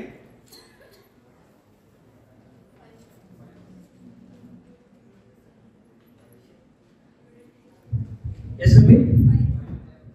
5. ಕರೆಕ್ಟ್ ಆಗಿ ಲೆಕ್ಕ ಮಾಡ್ರಿ. ಬಹಳ ಈಸಿ ಇದೆ, ಸಿಂಪಲ್ ಮೆಥಡ್. ಇಂಡಿಯಾವನ್ನ ಹೆಂಗ್ ಕಂಡಿದ್ರೆ ಹಾಗೆ ಕಂಡಿದ್ದೀವಿ ಅಷ್ಟೇ, ಬೇರೆ ಇಲ್ಲ. ಇನ್ನೊಂದ್ಸಲ ಹೇಳ್ಕೊಂಡು ನೋಡ್ಬಿಡ್ತೀರಾ? ಪಟ್ಟ ಅಂತ ನೋಡ್ಬಿಡಿ. ಎಷ್ಟಂತ ಕೊಟ್ಟಿದೆ ನಾನು? ಇಂಟು ಹೇಳ್ರಿ 4. ಎಷ್ಟು ಬಂತು? 300. ಏನ್ ಮಾಡ್ಬೇಕು? ಡಿವೈಡೆಡ್ ಬೈ ಎಷ್ಟು ಬಂತು? 5 ಬಂತು. ಈ 5 ಏನಂತ ಹೇಳಿದೆ? ಲಂಡನ್ನಿಗೂ ಪಾಕಿಸ್ತಾನಕ್ಕೂ ಟೈಮ್ ಡಿಫರೆನ್ಸ್ ಎಷ್ಟು ಇದೆ ಅಂತ ಕೇಳ್ತಾರೆ. 5 hours ಡಿಫರೆನ್ಸ್ ಇದೆ. ಹಾಗಾದ್ರೆ ಇಂಡಿಯಾಕ್ಕೂ ಪಾಕಿಸ್ತಾನಕ್ಕೂ ಟೈಮ್ ಡಿಫರೆನ್ಸ್ ಎಷ್ಟು? Half an hour. ಹಾಗಾದ್ರೆ ಪಾಕಿಸ್ತಾನದಲ್ಲಿ ಏನ್ ಟೈಮ್ ಇದೆ? 2.5 ಗಂಟೆ ಇದೆ ಅಷ್ಟೇ, ಹಾಫ್ ಅನ್ ಅವರ್. ಯಾಕಂದ್ರೆ ಭಾರತದ ಪಶ್ಚಿಮದಲ್ಲಿ ಪಾಕಿಸ್ತಾನ ಇರೋದು, ವೆಸ್ಟ್ ಅಲ್ಲಿ ಇರೋದ್ರಿಂದ ನಮಗೂ ಅವರಿಗೂ ಟೈಮ್ ಡಿಫರೆನ್ಸ್ ಎಷ್ಟಿದೆ ಅಂದ್ರೆ ಹಾಫ್ ಅನ್ ಅವರ್. ಮಧ್ಯರಾತ್ರಿ 12 ಗಂಟೆಯಲ್ಲಿ ಸ್ವತಂತ್ರ ಸಿಕ್ತಂತ ಓದಿರ್ತಾನೆ ನೀವೆಲ್ಲ. 12 ಗಂಟೆ ಅಂದ್ರೆ ಇದೇ ವ್ಯತ್ಯಾಸ, ಟೈಮ್ ಡಿಫರೆನ್ಸ್ ಆಗುವಂಥದ್ದು. Okay, half an hour time difference ಇರುತ್ತೆ ನಮಗೂ ಪಾಕಿಸ್ತಾನ. ಹಾಗೆ ಬೇರೆ ಬೇರೆ ರಾಷ್ಟ್ರಗಳನ್ನ ನಿಮಗೆ ವರ್ಲ್ಡ್ ಜಿಯೋಗ್ರಫಿಯಲ್ಲಿ ಹೇಳ್ಕೊಡ್ತಾರೆ, ಅದು ಮುಂದೆ ಇರಲಿ. ಓಕೆ, ಟೈಮ್ ಅನ್ನ ಕಂಡುಹಿಡಿಯೋದು ಗೊತ್ತಾಯ್ತಲ್ಲ. ಸೊ ಇಂಟು ಏನ್ ಮಾಡ್ಬೇಕು? ಡಿವೈಡೆಡ್ ಬೈ ಬಂದಿರುವಂತದ್ದು ಏನಾಗಿರ್ಬೇಕು? ಲಂಡನ್ನಿಗೂ ಆ ರಾಷ್ಟ್ರದ ಟೈಮ್ ಆಗಿದೆ. ಆ ರಾಷ್ಟ್ರ ಟೈಮ್ ಗೊತ್ತಿಲ್ವಾ? Indian time ಗೊತ್ತಿರೋದಲ್ಲ. ವೆಸ್ಟ್ ಕಡೆ ಇದ್ರೆ ಮೈನಸ್ ಮಾಡಿ, ಈಸ್ಟ್ ಕಡೆ ಇದ್ರೆ ಏನ್ ಮಾಡ್ತಾ ಹೋಗಿ? ಪ್ಲಸ್ ಮಾಡ್ತಾ ಹೋಗಿ. ಇದು ವರ್ಲ್ಡ್ ಜಿಯೋಗ್ರಫಿ ರಿಲೇಟೆಡ್ ಇಂಡಿಯಾಕ್ಕೆ ಸಂಬಂಧಿಸಿರುವಂತಹ ಪ್ರಶ್ನೆ. ಬಟ್ ಅದೇ ಪ್ರಶ್ನೆಯನ್ನ ಈ 82.5 ಡಿಗ್ರಿಯ ಬಗ್ಗೆ ಮತ್ತೆ ಕೇಳ್ತಾನೆ. 82.5 ಡಿಗ್ರಿ ಭಾರತದ ಎಷ್ಟು ರಾಜ್ಯಗಳಲ್ಲಿ ಹಾದುಗಳು? ಇದಕ್ಕೆ ನಾನು ಆನ್ಸರ್ ಮಾಡ್ತೀನಿ. ಎಷ್ಟು? 5 ರಾಷ್ಟ್ರಗಳು. ಯಾವ್ಯಾವ ರಾಜ್ಯಗಳು? 5 ರಾಜ್ಯಗಳು. ಫಸ್ಟ್ ಯಾವುದು? ಯುಪಿ, ಉತ್ತರ ಪ್ರದೇಶ್. ಎರಡನೇದು ಯಾವುದು? ಸೆಕೆಂಡ್ ಮಧ್ಯಪ್ರದೇಶ್. ಮೂರನೇದು ಯಾವುದು? ಛತ್ತೀಸ್ಗಢ. ಈ ಕಡೆ ಬರೋದು ಛತ್ತೀಸ್ಗಢ. ನಾಲ್ಕನೇದು ಯಾವುದು ಅಂತ ಕೇಳಿದ್ರೆ ಒಡಿಸ್ಸಾ. ಐದನೇದು ಯಾವ್ದಪ್ಪ ಅಂದ್ರೆ ಆಂಧ್ರ ಪ್ರದೇಶ್. ಮತ್ತೊಂದ್ಸಲ ಹೇಳ್ಕೊಡ್ರಿ. ಯುಪಿ, ಎಂಪಿ, ಛತ್ತೀಸ್ಗಢ, ಒಡಿಸ್ಸಾ, ಆಂಧ್ರ ಪ್ರದೇಶ 5 ರಾಜ್ಯಗಳಲ್ಲಿ ಇದು ಹಾದು ಹೋಗುತ್ತೆ. ಸೊ ಇದು ನಿಮಗೆ ನೆನಪಲ್ಲಿ ಇರಲೇಬೇಕಾಗುತ್ತೆ. ಇವು 2 ರೇಖೆಗಳನ್ನ ನಾವು ಯಾವಾಗಲೂ ಕೂಡ ತಲೆಯಲ್ಲಿ ಇಟ್ಕೋಬೇಕು. ಇದರ ಆಧಾರದ ಮೇಲೆ ಮತ್ತೊಂದು ಪ್ರಶ್ನೆ ಇದೆ, ಅದನ್ನು ಕೂಡ ಕ್ಲಿಯರ್ ಮಾಡ್ಬಿಡೋಣ ನಿಮಗೆ. Okay, next question. ಗುಜರಾತ್ ನಿಂದ ಅರುಣಾಚಲ ಪ್ರದೇಶದವರೆಗೆ ಡ್ಯಾನ್ಸ್ ಸಮಯದ ವಿಳಂಬವಿದೆ ಅಂತ ಕೊಟ್ಟಿದೆ. ನಾನು ಆನ್ಸರ್ ಮಾಡ್ತೀನಿ. ಎಷ್ಟು ಅವರು? 2 hours. ರೈಟ್ ಆನ್ಸರ್ 2 ಗಂಟೆ. ಸರಿ ಇದೆ. 2 ಗಂಟೆ ಅಂತ ಇದೆಯಲ್ಲ, ಹಾಗಾದ್ರೆ 120 ನಿಮಿಷ ತಪ್ಪ? ಸರಿನಾ ತಪ್ಪು? ಸರಿ. ಮತ್ತೆ ನಾನು ಕೇಳಿದ್ರೆ ಆಪ್ಷನ್ ಇದೆಯಾ? ಇದೆಯಾ? ಇಲ್ಲಿ ಏನಿದೆಯಾ? ಯಾವ ಸರಿ ಹಾಗಾದ್ರೆ? ಏನು ಎ ಮತ್ತು ಬಿ? ಔಷಧಕ್ಕೆ ಎಕ್ಸಾಮ್ ಫೇಲ್ ಆಗೋದು ಹೀಗೆ. ನಾವು ಸಿಕ್ಬಿಡುತ್ತೆ. ಫಸ್ಟ್ ಗೆ ಏನ್ ನೋಡಿ ಕೆಳಗಡೆ ಆಪ್ಷನ್ ಓದಲ್ಲ ನೀವು. ಫಸ್ಟ್ ಗೆ ನೋಡ್ತೀರಿ 2 ಗಂಟೆ ಅಂತ ಇದ್ದ ಅರ್ಧ ಟೈಮ್ ಉಳಿದು ಮತ್ತೆ 1 ನಿಮಿಷ ಟೈಮ್ ಉಳಿದ ಅಂತ ಸುತ್ತಿರ್ತೀರಿ. 4ನೇ ಆಪ್ಷನ್ ಆಲ್ರೆಡಿ ಢಮಾರ್ ಆಗಿರುತ್ತೆ ಮಾರ್ಕ್ಸ್. ಗೊತ್ತಾಯ್ತಲ್ಲ? 4 ಕೂಡ ನಿಧಾನವಾಗಿ ನೋಡ್ಬೇಕು ಏನೇನು ಆಪ್ಷನ್ ಕೊಟ್ಟಿದ್ದಾರೆ ಅಂತ ಹೇಳಿ, ಆನಂತರ ಆನ್ಸರ್ ಮಾಡ್ಬೇಕು. ಯಾವ ಸರಿ ಹಾಗಾದ್ರೆ? ಇದು ಸರಿ. 120 ನಿಮಿಷ ಅಂತೇನೆ 2 ಗಂಟೆ. ಹೇಗೆ 2 ಗಂಟೆ ವ್ಯತ್ಯಾಸ ಬಂತು? 2 ಗಂಟೆ ಹೇಗೆ ವ್ಯತ್ಯಾಸ ಬರುತ್ತೆ ನೋಡ್ರಿ. ಇಲ್ಲಿ ಸೂರ್ಯ ಹುಟ್ಟೋದು ಯಾವ ದಿಕ್ಕಲ್ರಿ? ಪೂರ್ವ. ಫಸ್ಟ್ ಯಾವ ರಾಜ್ಯದಲ್ಲಿ ಕಾಣಿಸುತ್ತೆ ಸೂರ್ಯ? ಮುಳುಗೋದು ಯಾವ ದಿಕ್ಕಲ್ಲಿ? ಹಾಗಾದ್ರೆ ಫಸ್ಟ್ ಹಗಲಾಗೋದು ಎಲ್ಲಿ? ಅರುಣಾಚಲ ಪ್ರದೇಶದಲ್ಲಿ. ಸರಿ, ಅವಾಗ ನಿಮಗೆ ಹೇಳ್ತೀನಿ 68 ಡಿಗ್ರಿ ಎಷ್ಟಂತ ಹೇಳಿದೆ? 7 ಮಿನಿಟ್. ಯಾವ ರೇಖಾಂಶ ಇದು? ಪೂರ್ವ ರೇಖಾಂಶ. ಎಂಡ್ ಆಗ್ತಾ ಇರೋದು ಎಲ್ಲಿ? 97 ಡಿಗ್ರಿ 25 ಮಿನಿಟ್ ಪೂರ್ವ ರೇಖಾಂಶದಲ್ಲಿ ಎಂಡ್ ಆಗ್ತಾ ಇದೆ. ಇವೆರಡು ಗೊತ್ತಾಯ್ತಲ್ಲ?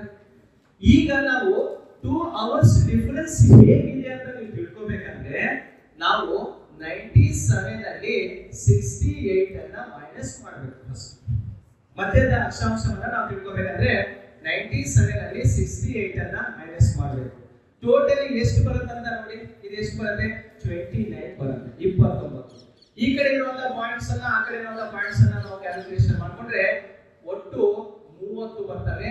30 ಏನು ಅಂತ ಕೇಳಿದ್ರೆ ಭಾರತ ಒಟ್ಟು ಎಷ್ಟು ರೇಖಾಂಶಗಳ ನಡುವೆ ಕಂಡುಬರುತ್ತೆ ಅಂತ ಕೇಳಿದ್ರೆ 30 ಡಿಗ್ರಿ ರೇಖಾಂಶದ ನಡುವೆ ಕಂಡುಬರುತ್ತೆ. ಇಂಡಿಯಾ ಇರೋದು ಎಷ್ಟು ಲ್ಯಾಂಗಿಟ್ಯೂಡ್ಸ್ ಅಲ್ಲಿ? 30 ಡಿಗ್ರಿ ಲ್ಯಾಂಗಿಟ್ಯೂಡ್ಸ್ ಅಲ್ಲಿ ಇಂಡಿಯಾ ಇದೆ. ಆ 30 ಡಿಗ್ರಿ ರೇಖಾಂಶದಲ್ಲಿ ಇಂಡಿಯಾ ಇದೆ ಅನ್ನೋದಾದ್ರೆ ಅದನ್ನ ಹೇಗೆ ತಿಳ್ಕೊಳ್ಳೋದು ನೋಡಿ. ಅವಾಗ ರೂಲ್ ಹೇಳ್ಬಿಟ್ಟಿದ್ದೀನಿ. 30 ಇಂಟು ಏನ್ ಮಾಡ್ಬೇಕ್ರಿ? 4 ಮಾಡಿ. ಎಷ್ಟು ಬರುತ್ತೆ? 120 ಬಂತು. ಆ 120 ಮಿನಿಟ್ಸ್ ಆಗಿದೆ. ಆ 120 ಅನ್ನ ಎಷ್ಟಿಂದ ಡಿವೈಡ್ ಮಾಡಬೇಕು? 60 ಇಂದ. ಎಷ್ಟು ಬಂತು? 2 ಅವರ್ಸ್ ಬಂತು.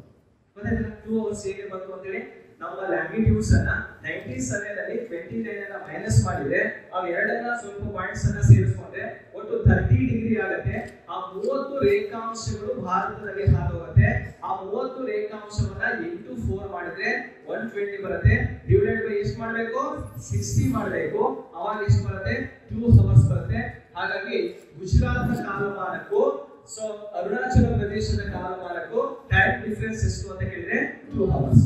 ಹಾಗಾದ್ರೆ 2 ಗಂಟೆ ವ್ಯತ್ಯಾಸ ಇದೆಯಲ್ಲ, ಆ 2 ಗಂಟೆ ವ್ಯತ್ಯಾಸದಲ್ಲಿ ಆ ಗುಜರಾತ್ನ ಕಾಲಮಾನಕ್ಕಿಂತ ಅರುಣಾಚಲ ಪ್ರದೇಶದ ಕಾಲಮಾನ ಮುಂದಿದೆಯೋ ಹಿಂದಿದೆಯೋ? ಮುಂದಿದೆ. ಅರುಣಾಚಲ ಪ್ರದೇಶದ ಕಾಲಮಾನಕ್ಕಿಂತ ಗುಜರಾತ್ನ ಕಾಲಮಾನ ಏನಾಗಿದೆ? ಎರಡು ಅರ್ಥ ಆಯ್ತಲ್ಲ? ಸೊ ಯಾವ್ದಾದ್ರು ಹಿಂದೆ ಕೇಳಿ ಇದು ಕೇಳಿರುವಂತಹ ಪ್ರಶ್ನೆ, ಅದಕ್ಕೆ ನಿಮಗೆ ಈ ಕಾನ್ಸೆಪ್ಟ್ ಗೊತ್ತಿರಬೇಕು. ರೈಟ್? ಅರ್ಥ ಆಯ್ತಲ್ಲ ಇದು? ಸೊ ಇದು ಟೈಮ್ ಬಗ್ಗೆ ನಾವು ಕ್ಯಾಲ್ಕುಲೇಷನ್ ಅನ್ನ ಮಾಡುವಂತ ಒಂದು ವಿಧಾನ. ರೈಟ್? ನೆಕ್ಸ್ಟ್ ಹೋಗೋಣ. ಭಾರತದಲ್ಲಿ ಕೇಂದ್ರಾಡಳಿತ ಪ್ರದೇಶಗಳ ಒಟ್ಟು ಸಂಖ್ಯೆ ಎಷ್ಟು? 8, 9, 7. 3 ತಲೆಯಲ್ಲಿ ಇಟ್ಕೋಬೇಕು. 8. ಈಗ ಪ್ರೆಸೆಂಟ್ ಅಂತ ಕೇಳಿದ್ರೆ ಎಷ್ಟು ಆನ್ಸರ್ ಮಾಡ್ತೀವಿ ನಾವು? 8. ಸೊ ಹಿಂದೆ ಎಷ್ಟಿತ್ತು? 9 ಇತ್ತು ಅಂತ ಹೇಳಬೇಕು. ಲಾಸ್ಟ್ ಅದಕ್ಕಿಂತ ಹಿಂದೆ ಎಷ್ಟಿತ್ತು? 7 ಇತ್ತು. ಒಂದು ಇಯರ್ ಅನ್ನ ನೆನಪಲ್ಲಿ ಇಟ್ಕೊಳ್ಳಿ ಸಾಕು. ನೋಡಿ 2019ರಲ್ಲಿ ಜಮ್ಮು ಕಾಶ್ಮೀರವನ್ನ ಕೇಂದ್ರಾಡಳಿತ ಪ್ರದೇಶವನ್ನಾಗಿ ಮಾಡಿದ್ರು. ಅದಕ್ಕಿಂತ ಹಿಂದೆ ಭಾರತದಲ್ಲಿ ಎಷ್ಟು ಕೇಂದ್ರಾಡಳಿತ ಪ್ರದೇಶ ಇತ್ತಂದ್ರೆ 7 ಇತ್ತು. 2019 ಅಲ್ಲಿ ಪ್ಲಸ್ 2 ಆಡ್ ಮಾಡ್ತೀವಿ, ಒಟ್ಟಾರೆ ಎಷ್ಟಾಯ್ತು? 9 ಆಯ್ತು. ಅದೇ 2020ರಲ್ಲಿ ದಿಯು, ದಾಮನ್ ಮತ್ತು ದಾದ್ರಾ ನಗರ ಹವೇಲಿಯನ್ನ ಏನ್ ಮಾಡ್ತಾರೆ? ಮರ್ಜ್ ಮಾಡ್ತಾರೆ. ಅಲ್ಲಿಗೆ ಪ್ರಸ್ತುತ ಎಷ್ಟು ಕೇಂದ್ರಾಡಳಿತ ಪ್ರದೇಶವಾಯಿತು? 8 ಆಯ್ತು. ಅಷ್ಟು ಕೂಡ ಗೊತ್ತಿರಬೇಕು. 2019ಕ್ಕಿಂತ ಹಿಂದೆ 7. 2019ರಲ್ಲಿ ಜಮ್ಮು ಕಾಶ್ಮೀರ್ ಪ್ಲಸ್ ಲಡಾಖ್ ಅನ್ನ ಕೇಂದ್ರಾಡಳಿತ ಪ್ರದೇಶವನ್ನಾಗಿ ಮಾಡ್ತಾರೆ. ಆಗ 9 ಆಯ್ತು. 2020 ಜನವರಿ 26ಕ್ಕೆ ಒಟ್ಟು ದಿಯು, ದಾಮನ್, ದಾದ್ರಾ ನಗರ ಹವೇಲಿಯನ್ನ ಮರ್ಜ್ ಮಾಡಿಬಿಟ್ಟು ಟೋಟಲ್ ಎಷ್ಟಾಯ್ತು ಅಂತ ಕೇಳಿದ್ರೆ 8 ಕೇಂದ್ರಾಡಳಿತ ಪ್ರದೇಶವಾಯಿತು. ಆ 8 ಅನ್ನ ನೆನಪಲ್ಲಿ ಇಟ್ಕೊಳ್ಳಿ. ಯಾವ್ಯಾವ ಹೇಳಿ ನೋಡೋಣ ಕೇಂದ್ರಾಡಳಿತ ಪ್ರದೇಶಗಳು? ಲಡಾಖ್, ಜಮ್ಮು ಕಾಶ್ಮೀರ್, ಪಾಂಡಿಚೇರಿ, ಚಂಡೀಗಢ, ಲಕ್ಷದ್ವೀಪ, ದೆಹಲಿ, ಅಂಡಮಾನ್ ನಿಕೋಬಾರ್, ದಿಯು, ದಾಮನ್, ದಾದ್ರಾ ನಗರ ಹವೇಲಿ. ಮ್ಯಾಪ್ ನೋಡ್ಕೊಬಿಡಿ ಯಾವ್ಯಾವ ಕೇಂದ್ರಾಡಳಿತ ಪ್ರದೇಶಗಳಿವೆ ನೋಡಿ. ಜಮ್ಮು ಕಾಶ್ಮೀರ್, ನೆಕ್ಸ್ಟ್ ಲಡಾಖ್, ಅದಾದ್ಮೇಲೆ ಚಂಡೀಗಢ ನೋಡಿ, ಹಾಗೆ ಡೆಲ್ಲಿ, ದಿಯು, ದಾಮನ್, ದಾದ್ರಾ ನಗರ ಹವೇಲಿ ಇವು. ನೆಕ್ಸ್ಟ್ ಇಲ್ಲಿ ಲಕ್ಷದ್ವೀಪ ಇದೆ, ಇಲ್ಲಿ ಪಾಂಡಿಚೇರಿ ಇದೆ, ಅಂಡಮಾನ್ ನಿಕೋಬಾರ್ ಇದೆ. ಒಟ್ಟು ಕೇಂದ್ರಾಡಳಿತ ಪ್ರದೇಶಗಳ ಸಂಖ್ಯೆ ಭಾರತದಲ್ಲಿ ಎಷ್ಟಿದೆ ಅಂತ ಕೇಳಿದ್ರೆ 8 ಯೂನಿಯನ್ ಟೆರಿಟರೀಸ್ ಇದೆ. ಕ್ಯಾಪಿಟಲ್ ಸಿಟಿ ಹೇಳಿ ನೋಡೋಣ ಯಾವ್ಯಾವುದು? ಯಾವ್ದಂತೆ? ಜಮ್ಮು ಕಾಶ್ಮೀರ ಯಾವ ಕ್ಯಾಪಿಟಲ್ ಸಿಟಿ? ಶ್ರೀನಗರ್. ಒಂದೇನಾ? 2 ಜಮ್ಮು ಹೌದು, ಶ್ರೀನಗರ್ ಹೌದು. ಜಮ್ಮು ಯಾವಾಗ? ಬೇಸಿಗೆಯಲ್ಲಿ ಜಮ್ಮು ಬರುತ್ತಾ? ಚಳಿಗಾಲದಲ್ಲಿ ಜಮ್ಮು, ಬೇಸಿಗೆಯಲ್ಲಿ ಯಾವುದು ಶ್ರೀನಗರ. ಹಾಗಾದ್ರೆ ಲಡಾಖ್ನ ಕ್ಯಾಪಿಟಲ್ ಸಿಟಿ ಲೇಹ. ಮತ್ತೆ ಚಂಡೀಗಢ ಡೆಲ್ಲಿ ಇದೆ. ದೀವು ದಾಮನ್ ದಾದ್ರಾ ನಗರ ಹವೇಲಿ ಮತ್ತೆ ಎಕ್ಸಾಮ್ ಅಲ್ಲಿ ಇತ್ತಲ್ಲ BSc exam Daman. Okay, next Lakshadweep Kavaratti. Next Pondicherry Andaman Nicobar Port Blair ಅಂತ ಕ್ಯಾಪಿಟಲ್ ಸಿಟಿ ಪೋರ್ಟ್ ಬ್ಲೇರ್ ಆಗುತ್ತೆ. ಇದು ರಾಜ್ಯವಾರು ಅಥವಾ ಕೇಂದ್ರಾಡಳಿತ ಪ್ರದೇಶವನ್ನ ನೋಡ್ತೀವಿ. ಭಾರತದಲ್ಲಿರುವಂತಹ ಒಟ್ಟು ರಾಜ್ಯಗಳ ಸಂಖ್ಯೆ ಎಷ್ಟು? 28 ರಾಜ್ಯಗಳಿದ್ದಾವೆ. ಸೊ ಅದಕ್ಕಿಂತ ಹಿಂದೆ ಎಷ್ಟಿತ್ತು? 29. 29ನೇ ರಾಜ್ಯವಾಗಿ ಸೇರ್ಪಡೆಗೊಂಡಿದ್ದು ಯಾವುದು? ತೆಲಂಗಾಣ. ಯಾವ ರಾಜ್ಯದಿಂದ ಪ್ರತ್ಯೇಕಗೊಂಡು? ಕರ್ನಾಟಕದಲ್ಲಿರುವ ಜಿಲ್ಲೆಗಳ ಸಂಖ್ಯೆ ಎಷ್ಟು? 31ನೇ ಜಿಲ್ಲೆ ಯಾವುದು? ವಿಜಯನಗರದ ಕೇಂದ್ರ ಸ್ಥಾನ ಎಲ್ಲಿದೆ? ಹೊಸಪೇಟೆ. ಕೊಡಗು ಜಿಲ್ಲೆಯ ಕೇಂದ್ರ ಸ್ಥಾನ ಯಾವುದು? ಉತ್ತರ ಕನ್ನಡ ಜಿಲ್ಲೆ. ದಕ್ಷಿಣ ಕನ್ನಡ ಜಿಲ್ಲೆ ಮಂಗಳೂರು. ಏನ್ ಕೇಳಿದೆ ಅಂತ ಗೊತ್ತಾಯ್ತಾ? ಅದ್ರ ಹೆಡ್ ಕ್ವಾರ್ಟರ್ಸ್ ಗಳನ್ನ ಕೇಳಿದ್ವಿ ಅಷ್ಟೇ, ಬೇರೆ ಅಲ್ಲ. ಇದು ರಾಜ್ಯವಾರು ಮಾಹಿತಿಯನ್ನು ಕೂಡ ನಾವು ತಿಳ್ಕೊಬೇಕಾಗುತ್ತೆ. ನೆಕ್ಸ್ಟ್ ಪ್ರಶ್ನೆಗೆ ಹೋಗೋಣ ಫ್ರೆಂಡ್ಸ್. ಕೆಳಗಿನ ಯಾವ ಹೇಳಿಕೆಗಳು ಸರಿಯಾಗಿವೆ? ಓದಿ ಒಂದ್ಸಲ, ಓದ್ಕೊಂಡು ಆನ್ಸರ್ ಮಾಡೋಣ. ಕೊಟ್ಟಿರುವಂತಹ ಹೇಳಿಕೆಗಳಲ್ಲಿ ಯಾವುದು ಸರಿಯಾಗಿದೆ?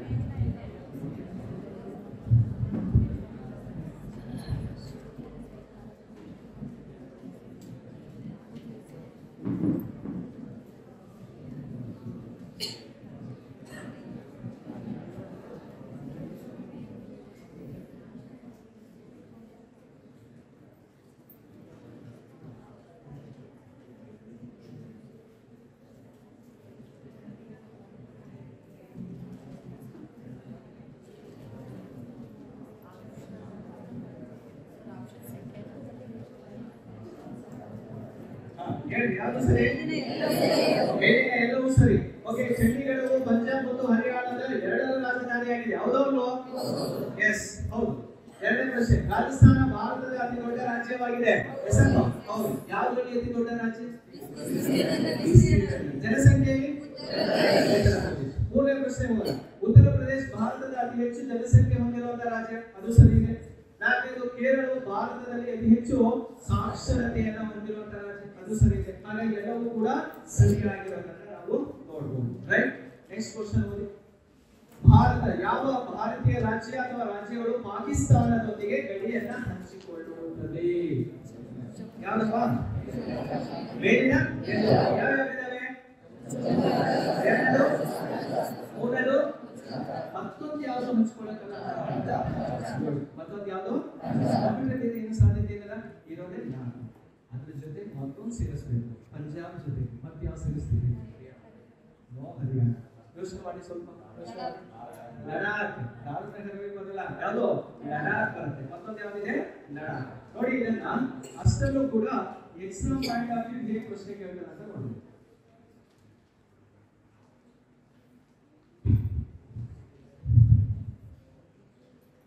ಈ ಮ್ಯಾಪ್ ಅನ್ನ ನೋಡಿದ್ರೆ ಅಷ್ಟು ಮಾಹಿತಿ ನಿಮಗೆ ಕ್ಲಿಯರ್ ಆಗುತ್ತೆ. ನೋಡಿ, ಇತ್ತೀಚಿನ ಎಕ್ಸಾಮ್ ಅಲ್ಲಿ ಹೆಚ್ಚು ಪ್ರಶ್ನೆಗಳು ಬರ್ತಾ ಇರೋದು ಈ ಏರಿಯಾದಲ್ಲಿ. ನಿಮಗೆ ಪಾಕಿಸ್ತಾನದೊಂದಿಗೆ ಗಡಿ ಹಂಚಿಕೊಂಡಿರುವಂತಹ ರಾಜ್ಯಗಳು ಗುಜರಾತ್, ರಾಜಸ್ಥಾನ್, ಈ ಕಡೆ ಪಂಜಾಬ್ ಇದೆ, ಇಲ್ಲಿ ಜಮ್ಮು ಕಾಶ್ಮೀರ ಇದೆ, ಮತ್ತೊಂದು ಯಾವ್ದಿದೆ? ಲಡಾಖ್ ಇದೆ. ಒಂದು ರಾಷ್ಟ್ರಕ್ಕೆ ಇದೆ. ಭಾರತದೊಂದಿಗೆ ಗಡಿ ಹಂಚಿಕೊಂಡಿರುವಂತಹ ರಾಜ್ಯಗಳ ಸಂಖ್ಯೆ ಎಷ್ಟು? 7. ಯಾವ ಗಡಿಯನ್ನ ಹಂಚಿಕೊಂಡಿದ್ದಾವೆ? ಭೂ ಗಡಿಯನ್ನ ಹೊಂದಿರುವಂತಹ ರಾಜ್ಯಗಳ ಸಂಖ್ಯೆ 7. ಜಲಗಡಿಯನ್ನ ಹೊಂದಿರುವಂತಹ ರಾಜ್ಯಗಳ ಸಂಖ್ಯೆ ಎಷ್ಟು? ರಾಷ್ಟ್ರಗಳ ಸಂಖ್ಯೆ 7. ಜಲಗಡಿ 7 ಇದಾವ? 3 ಇದಾವೆ. Sri Lanka, Maldives, nearest Indonesia. ಮತ್ತೊಂದು ಯಾವುದು? ಇಂಡೋನೇಷಿಯಾ. ಭೂಗಡಿಯನ್ನ ಹೊಂದಿರುವಂತದ್ದು ಎಷ್ಟು? 7 ರಾಷ್ಟ್ರಗಳು ಭೂಗಡಿ. ಹಾಗೆ ಪಾಕಿಸ್ತಾನ ನಮಗೆ ಕ್ಲಿಯರ್ ಆಯ್ತು. ಗುಜರಾತ್, ರಾಜಸ್ಥಾನ್, ಪಂಜಾಬ್, ನೆಕ್ಸ್ಟ್ ಜಮ್ಮು ಕಾಶ್ಮೀರ್, ಲಡಾಖ್ ಆಯ್ತು. ಅಫ್ಘಾನಿಸ್ತಾನ ಅಂತ ಕೇಳಿದ್ರೆ ಒಂದೇ ಆನ್ಸರ್ ಮಾಡಬೇಕು. ಯಾವುದು ಅಫ್ಘಾನಿಸ್ತಾನ? ಲಡಾಖ್ ನೊಂದಿಗೆ ಮಾತ್ರ ಗಡಿ ಹಂಚಿಕೊಂಡಿದೆ. ಅದರ ಪಕ್ಕದಲ್ಲಿ ಬಂದು ಚೀನಾ ರಾಷ್ಟ್ರ. ಚೀನಾ ಯಾರ್ಯಾರೊಂದಿಗೆ ಗಡಿ ಹಂಚಿಕೊಂಡಿದೆ ನೋಡಿ? ಲಡಾಖ್. ಎರಡನೇ ಯಾವುದು? ಹಿಮಾಚಲ್ ಪ್ರದೇಶ್. ಮೂರನೇದು ಯಾವ್ದಿದೆ? ಉತ್ತರಾಖಂಡ್. ನೆಕ್ಸ್ಟ್ ಅಲ್ಲಿಂದ ಬಿಡ್ಬಿಡ್ಬೇಕು, ಇಲ್ಲಿಗೆ ಬರ್ಬೇಕು. ಯಾವ ರಾಜ್ಯ ಇದು? ಸಿಕ್ಕಿಂ. ಸಿಕ್ಕಿಂ ಆದ ನಂತರ ಯಾವ ರಾಜ್ಯ ಇದೆ? ಅರುಣಾಚಲ್ ಪ್ರದೇಶ್. ಓಕೆ, ಇಲ್ಲಿಗೆ ಬಾರ್ಡರ್ ಕಟ್ ಮಾಡೋಣ. China finish. ನೆಕ್ಸ್ಟ್ ನೋಡಿ ನೇಪಾಳ ರಾಷ್ಟ್ರ ಅಂತ ಕರೀತಾರೆ. ನೇಪಾಳ ಯಾವ್ಯಾವ ರಾಜ್ಯದೊಂದಿಗೆ ರಾಜ್ಯದೊಂದಿಗೆ ಗಡಿ ಹಂಚಿಕೊಂಡಿದೆ? ಯಾವ್ದು? ನೆಕ್ಸ್ಟ್ ಉತ್ತರ ಪ್ರದೇಶ್. ನೆಕ್ಸ್ಟ್ ಯಾವ್ದಿದೆ? ಬಿಹಾರ್. ಅದಾದ್ಮೇಲೆ ವೆಸ್ಟ್ ಬೆಂಗಾಲ್. ಇದು ವೆಸ್ಟ್ ಬೆಂಗಾಲ್ ಬಿ. ನೆಕ್ಸ್ಟ್ ಯಾವುದು? ಸಿಕ್ಕಿಂ. ಇದು ನೇಪಾಳ ಓದ್ಕೋಬೇಕು. ನೆಕ್ಸ್ಟ್ ಭೂತಾನ್ ರಾಷ್ಟ್ರವನ್ನ ನೋಡಿ. ಈ ಕಡೆ ಸಿಕ್ಕಿಂ ಇದೆ, ವೆಸ್ಟ್ ಬೆಂಗಾಲ್, ಮತ್ತೆ ರಾಜ್ಯ ಇದೆ ಅಸ್ಸಾಂ, ಮತ್ತೆ ಇದು ಯಾವುದು? ಅರುಣಾಚಲ ಪ್ರದೇಶ. ಮಯನ್ಮಾರ್ ಕಡೆ ಬನ್ನಿ. ಈ ಕಡೆ ಯಾವ ರಾಜ್ಯ ಇದೆ? ಅರುಣಾಚಲ ಪ್ರದೇಶ. ನೆಕ್ಸ್ಟ್ ಮೇಘಾಲಯ ಅಲ್ಲ, ನಾಗಾಲ್ಯಾಂಡ್. ನೆಕ್ಸ್ಟ್ ಅದಾದ್ಮೇಲೆ ಮಣಿಪುರ. ಲಾಸ್ಟ್ ಯಾವುದು? ಮಿಜೋರಾಂ. ನೆಕ್ಸ್ಟ್ ಒಳಗಡೆ ಹೋಗಿ ಬಾಂಗ್ಲಾದೇಶ್, ವೆಸ್ಟ್ ಬೆಂಗಾಲ್, ಅಸ್ಸಾಂ, ನೆಕ್ಸ್ಟ್ ಮೇಘಾಲಯ, ಮತ್ತೊಂದು ಯಾವುದು? ತ್ರಿಪುರ, ಲಾಸ್ಟ್ ಒಂದು ಯಾವುದು? ಮಿಜೋರಾಂ. ಈಗ ನನ್ನ ಪ್ರಶ್ನೆ ಅರ್ಥ ಮಾಡ್ಕೊಳ್ಳಿ. ಎರಡು ರಾಷ್ಟ್ರದೊಂದಿಗೆ ಗಡಿ ಹಂಚಿಕೊಂಡಿರುವ ಭಾರತದ ರಾಜ್ಯಗಳು ಯಾವ್ಯಾವಿದಾವ ಅಂತ ಹೇಳ್ತೀರಾ? ಇಲ್ಲಿಂದಾನೆ ಸ್ಟಾರ್ಟ್ ಮಾಡಿ. ಇಲ್ಲಿಂದಾನೆ ಮಿಜೋರಾಂ ಯಾವ್ಯಾವ ರಾಷ್ಟ್ರದೊಂದಿಗೆ ಗಡಿ ಹಂಚಿಕೊಂಡಿದೆ? ಮೊನ್ನೆ ಎಕ್ಸಾಮ್, PSC ಎಕ್ಸಾಮ್ ಯಾವಾಗಲೂ ಕೇಳ್ತಾರೆ. ಮೊನ್ನೆ ಅಷ್ಟೇ ಅಲ್ಲ, ಒಂದು 50 ಸಲ ಕ್ವಶನ್ ರೈಸ್ ಆಗಿರೋದು, ಯಾವಾಗಲೂ ಬರ್ತಾನೆ ಇರುತ್ತೆ. ಮಿಜೋರಾಂ ಯಾವ ರಾಷ್ಟ್ರದೊಂದಿಗೆ ಗಡಿ ಹಂಚಿಕೊಂಡಿದೆ ಅಂದ್ರೆ ಬಾಂಗ್ಲಾದೇಶ್ ಮತ್ತು ಮಣಿಪುರ. ಅಲ್ಲಿಂದ ಸೀದಾ ಮೇಲ್ಗಡೆ ಬಂದಿರಿ, ಅರುಣಾಚಲ ಪ್ರದೇಶ ನೋಡಿ, 3 ರಾಷ್ಟ್ರಗಳೊಂದಿಗೆ ಗಡಿ ಹಂಚಿಕೊಂಡಿದೆ. ಭೂತಾನ್ ಇದೆ, ಚೀನಾ ಇದೆ, ಮಯನ್ಮಾರ್ ರಾಷ್ಟ್ರದೊಂದಿಗೆ ಗಡಿ ಹಂಚಿಕೊಂಡಿದೆ. ಇಲ್ಲಿಂದ ಈ ಕಡೆ ಸಿಕ್ಕಿಂ ಬನ್ನಿ, ಈ ಕಡೆ ಚೀನಾ ಇದೆ, ನೇಪಾಳ ಇದೆ, ಭೂತಾನ್ ಇದೆ. 3 ರಾಷ್ಟ್ರಗಳೊಂದಿಗೆ ಸಿಕ್ಕಿಂ ಗಡಿ ಹಂಚಿಕೊಂಡಿದೆ. ಹಾಗೆ ಇಲ್ಲಿ ವೆಸ್ಟ್ ಬೆಂಗಾಲ್ ಬನ್ನಿ. ವೆಸ್ಟ್ ಬೆಂಗಾಲ್ ನೋಡಿ, ನೇಪಾಳದೊಂದಿಗೆ ಗಡಿ ಹಂಚಿಕೊಂಡಿದೆ, ಭೂತಾನ್ ನೊಂದಿಗೆ ಗಡಿ ಹಂಚಿಕೊಂಡಿದೆ. ನೆಕ್ಸ್ಟ್ ಯಾವುದು? ಬಾಂಗ್ಲಾದೇಶದೊಂದಿಗೆ ಗಡಿ ಹಂಚಿಕೊಂಡಿದೆ. ಇಲ್ಲಿಂದ ಉತ್ತರಾಖಂಡ ಬನ್ನಿ. ಉತ್ತರಾಖಂಡ ನೋಡಿ, ಸೊ ಯಾರೊಂದಿಗೆ ಗಡಿಯನ್ನು ಹಂಚಿಕೊಂಡಿದೆ ಅಂದ್ರೆ ಈ ಕಡೆ ಚೀನಾ ಮತ್ತೆ ಯಾವುದು? ಲಡಾಖ್ ಬನ್ನಿ, ಅಫ್ಘಾನಿಸ್ತಾನ, ಪಾಕಿಸ್ತಾನ, ಮತ್ತೆ ಯಾರೊಂದಿಗೆ ಗಡಿ ಹಂಚಿಕೊಂಡಿದೆ? ಅದು ಚೀನಾದೊಂದಿಗೆ ಗಡಿ ಹಂಚಿಕೊಂಡಿದೆ. ಈ ರೀತಿ ಕ್ವಶನ್ಸ್ ಅನ್ನ ತಗೊಂಡು ಬರ್ತಾರೆ. ಅದಕ್ಕೆ ರಿಲೇಟೆಡ್ ಆಗಿ ನೀವು ಆನ್ಸರ್ ಮಾಡಬೇಕು. ಒಂದು ನಿಮಿಷ ಹಂಗೆ ಮ್ಯಾಪ್ ಅನ್ನ ನೋಡಿ. ಇಂಡಿಯನ್ ಜಿಯೋಗ್ರಫಿಯಲ್ಲಿ ಮತ್ತೊಂದು ಕ್ವಶನ್ಸ್ ಅನ್ನ UPSC ಎಕ್ಸಾಮ್ ಕೇಳಿದ್ದೇನೆ. ಕಣ್ಣು ಆರಿಸಿದ್ದೀರಾ? ಇಷ್ಟೊತ್ತಾಗಿದೆ ಕಣ್ಣು ಆರಿಸಿದ್ದೀರಿ. ಈಗ ನನ್ನ ಪ್ರಶ್ನೆ ನೋಡಿ, ವಾಪಸ್ ಹೋಗೋಣ. ಇದು ಬೇಡ.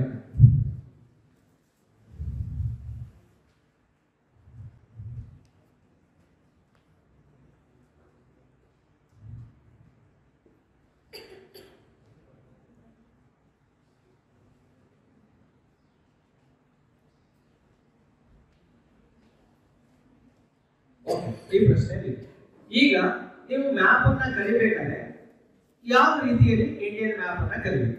ಭಾರತದ ಗಡಿಯಲ್ಲಿರುವಂತಹ ಒಟ್ಟು ರಾಜ್ಯಗಳ ಸಂಖ್ಯೆ ಎಷ್ಟು? ಪ್ರಶ್ನೆ ಅರ್ಥ ಆಯ್ತಾ? ಭಾರತದ ಗಡಿಯಲ್ಲಿರುವಂತಹ ಒಟ್ಟು ರಾಜ್ಯಗಳ ಸಂಖ್ಯೆ ಎಷ್ಟು? ಆಪ್ಷನ್ ಕೊಡ್ತೀನಿ, ವರಿ ಮಾಡ್ಕೋಬೇಡಿ.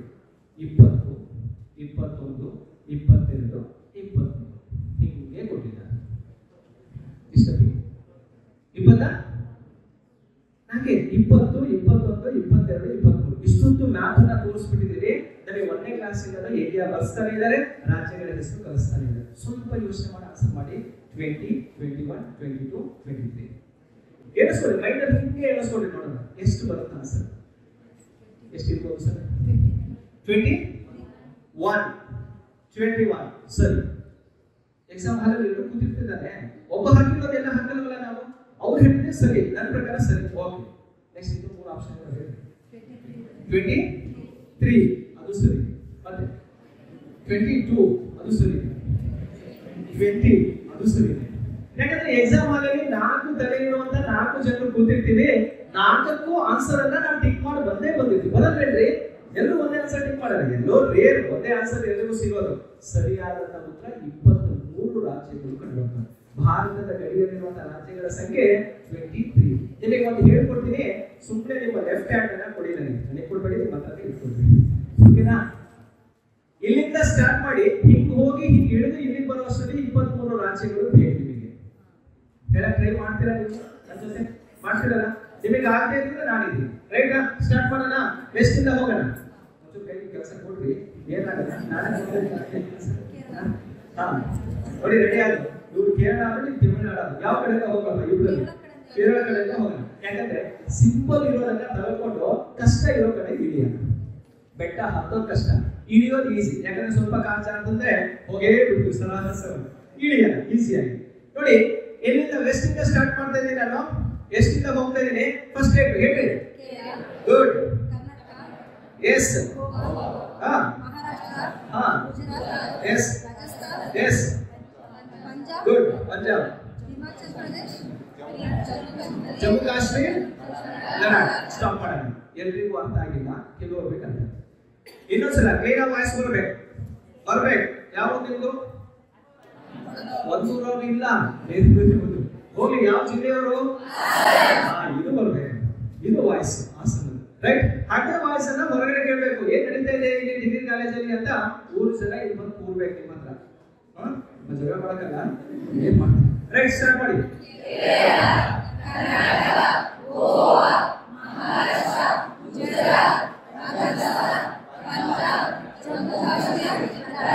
ಸೂಪರ್ ಸೂಪರ್ ಈ ಹಿಡಿಯೋದಿದೆ ನೋಡ್ರಿ ನಮ್ಮ ಪೋಲ್ ಬಿಗಿ ಇರಬೇಕು ಸ್ವಲ್ಪ ಮಿಸ್ ಆಯ್ತು ಮಳೆಗಾಲದಲ್ಲಿ ಗೊತ್ತಲ್ಲ ಬೆಟ್ಟದಿಂದ ಜಾರ್ತೀರಿ ಅದು ಜಾರ ಹೋಗ್ಬಿಡ್ತೀರಿ ಪಕ್ಕ ಸ್ಟೇಟ್ ಅನ್ನ ಹೇಳಕ್ಕೆ ನೋಡೋಣ ಟ್ರೈ ಮಾಡಿ ಇಲ್ಲಿವರೆಗೆ ಫೈನಲ್ ಈಗ ಇಳಿ ನೆಕ್ಸ್ಟ್ ಲಡಾಖ್ ಆದ ನಂತರ Himachal Pradesh next good Uttar Pradesh Bihar S Bihar ಆದ್ಮೇಲೆ ಸಿಕ್ಕಿಂ ಸಿಕ್ಕಿಂ ಆದ್ಮೇಲೆ ವೆಸ್ಟ್ ಬೆಂಗಾಲ್ ತರಬೇಡಿ ಸಿಕ್ಕಿಂ ಆದ್ಮೇಲೆ Arunachal Pradesh next Nagaland good Manipur very good Mizoram Tripura Meghalaya West Bengal ಇಲ್ಲಿದೆ ಬಟ್ ಅಂತ ಇಲ್ಲ ಒಡಿಶಾ ನೆಕ್ಸ್ಟ್ ಅದು ಆಂಧ್ರ ಪ್ರದೇಶ್ ಲಾಸ್ಟ್ ತಮಿಳುನಾಡು ತೆಲಂಗಾಣನು ಬಾರ್ಡರ್ ಇಲ್ಲ ಅದು ಒಳಗಡೆ ಇದೆ ಯಾವುದು ತಮಿಳುನಾಡು ಒಟ್ಟು 23 ರಾಜ್ಯಗಳು ಕಂಡುಬರ್ತವೆ ಭಾರತದ ಗಡಿಯಲ್ಲಿ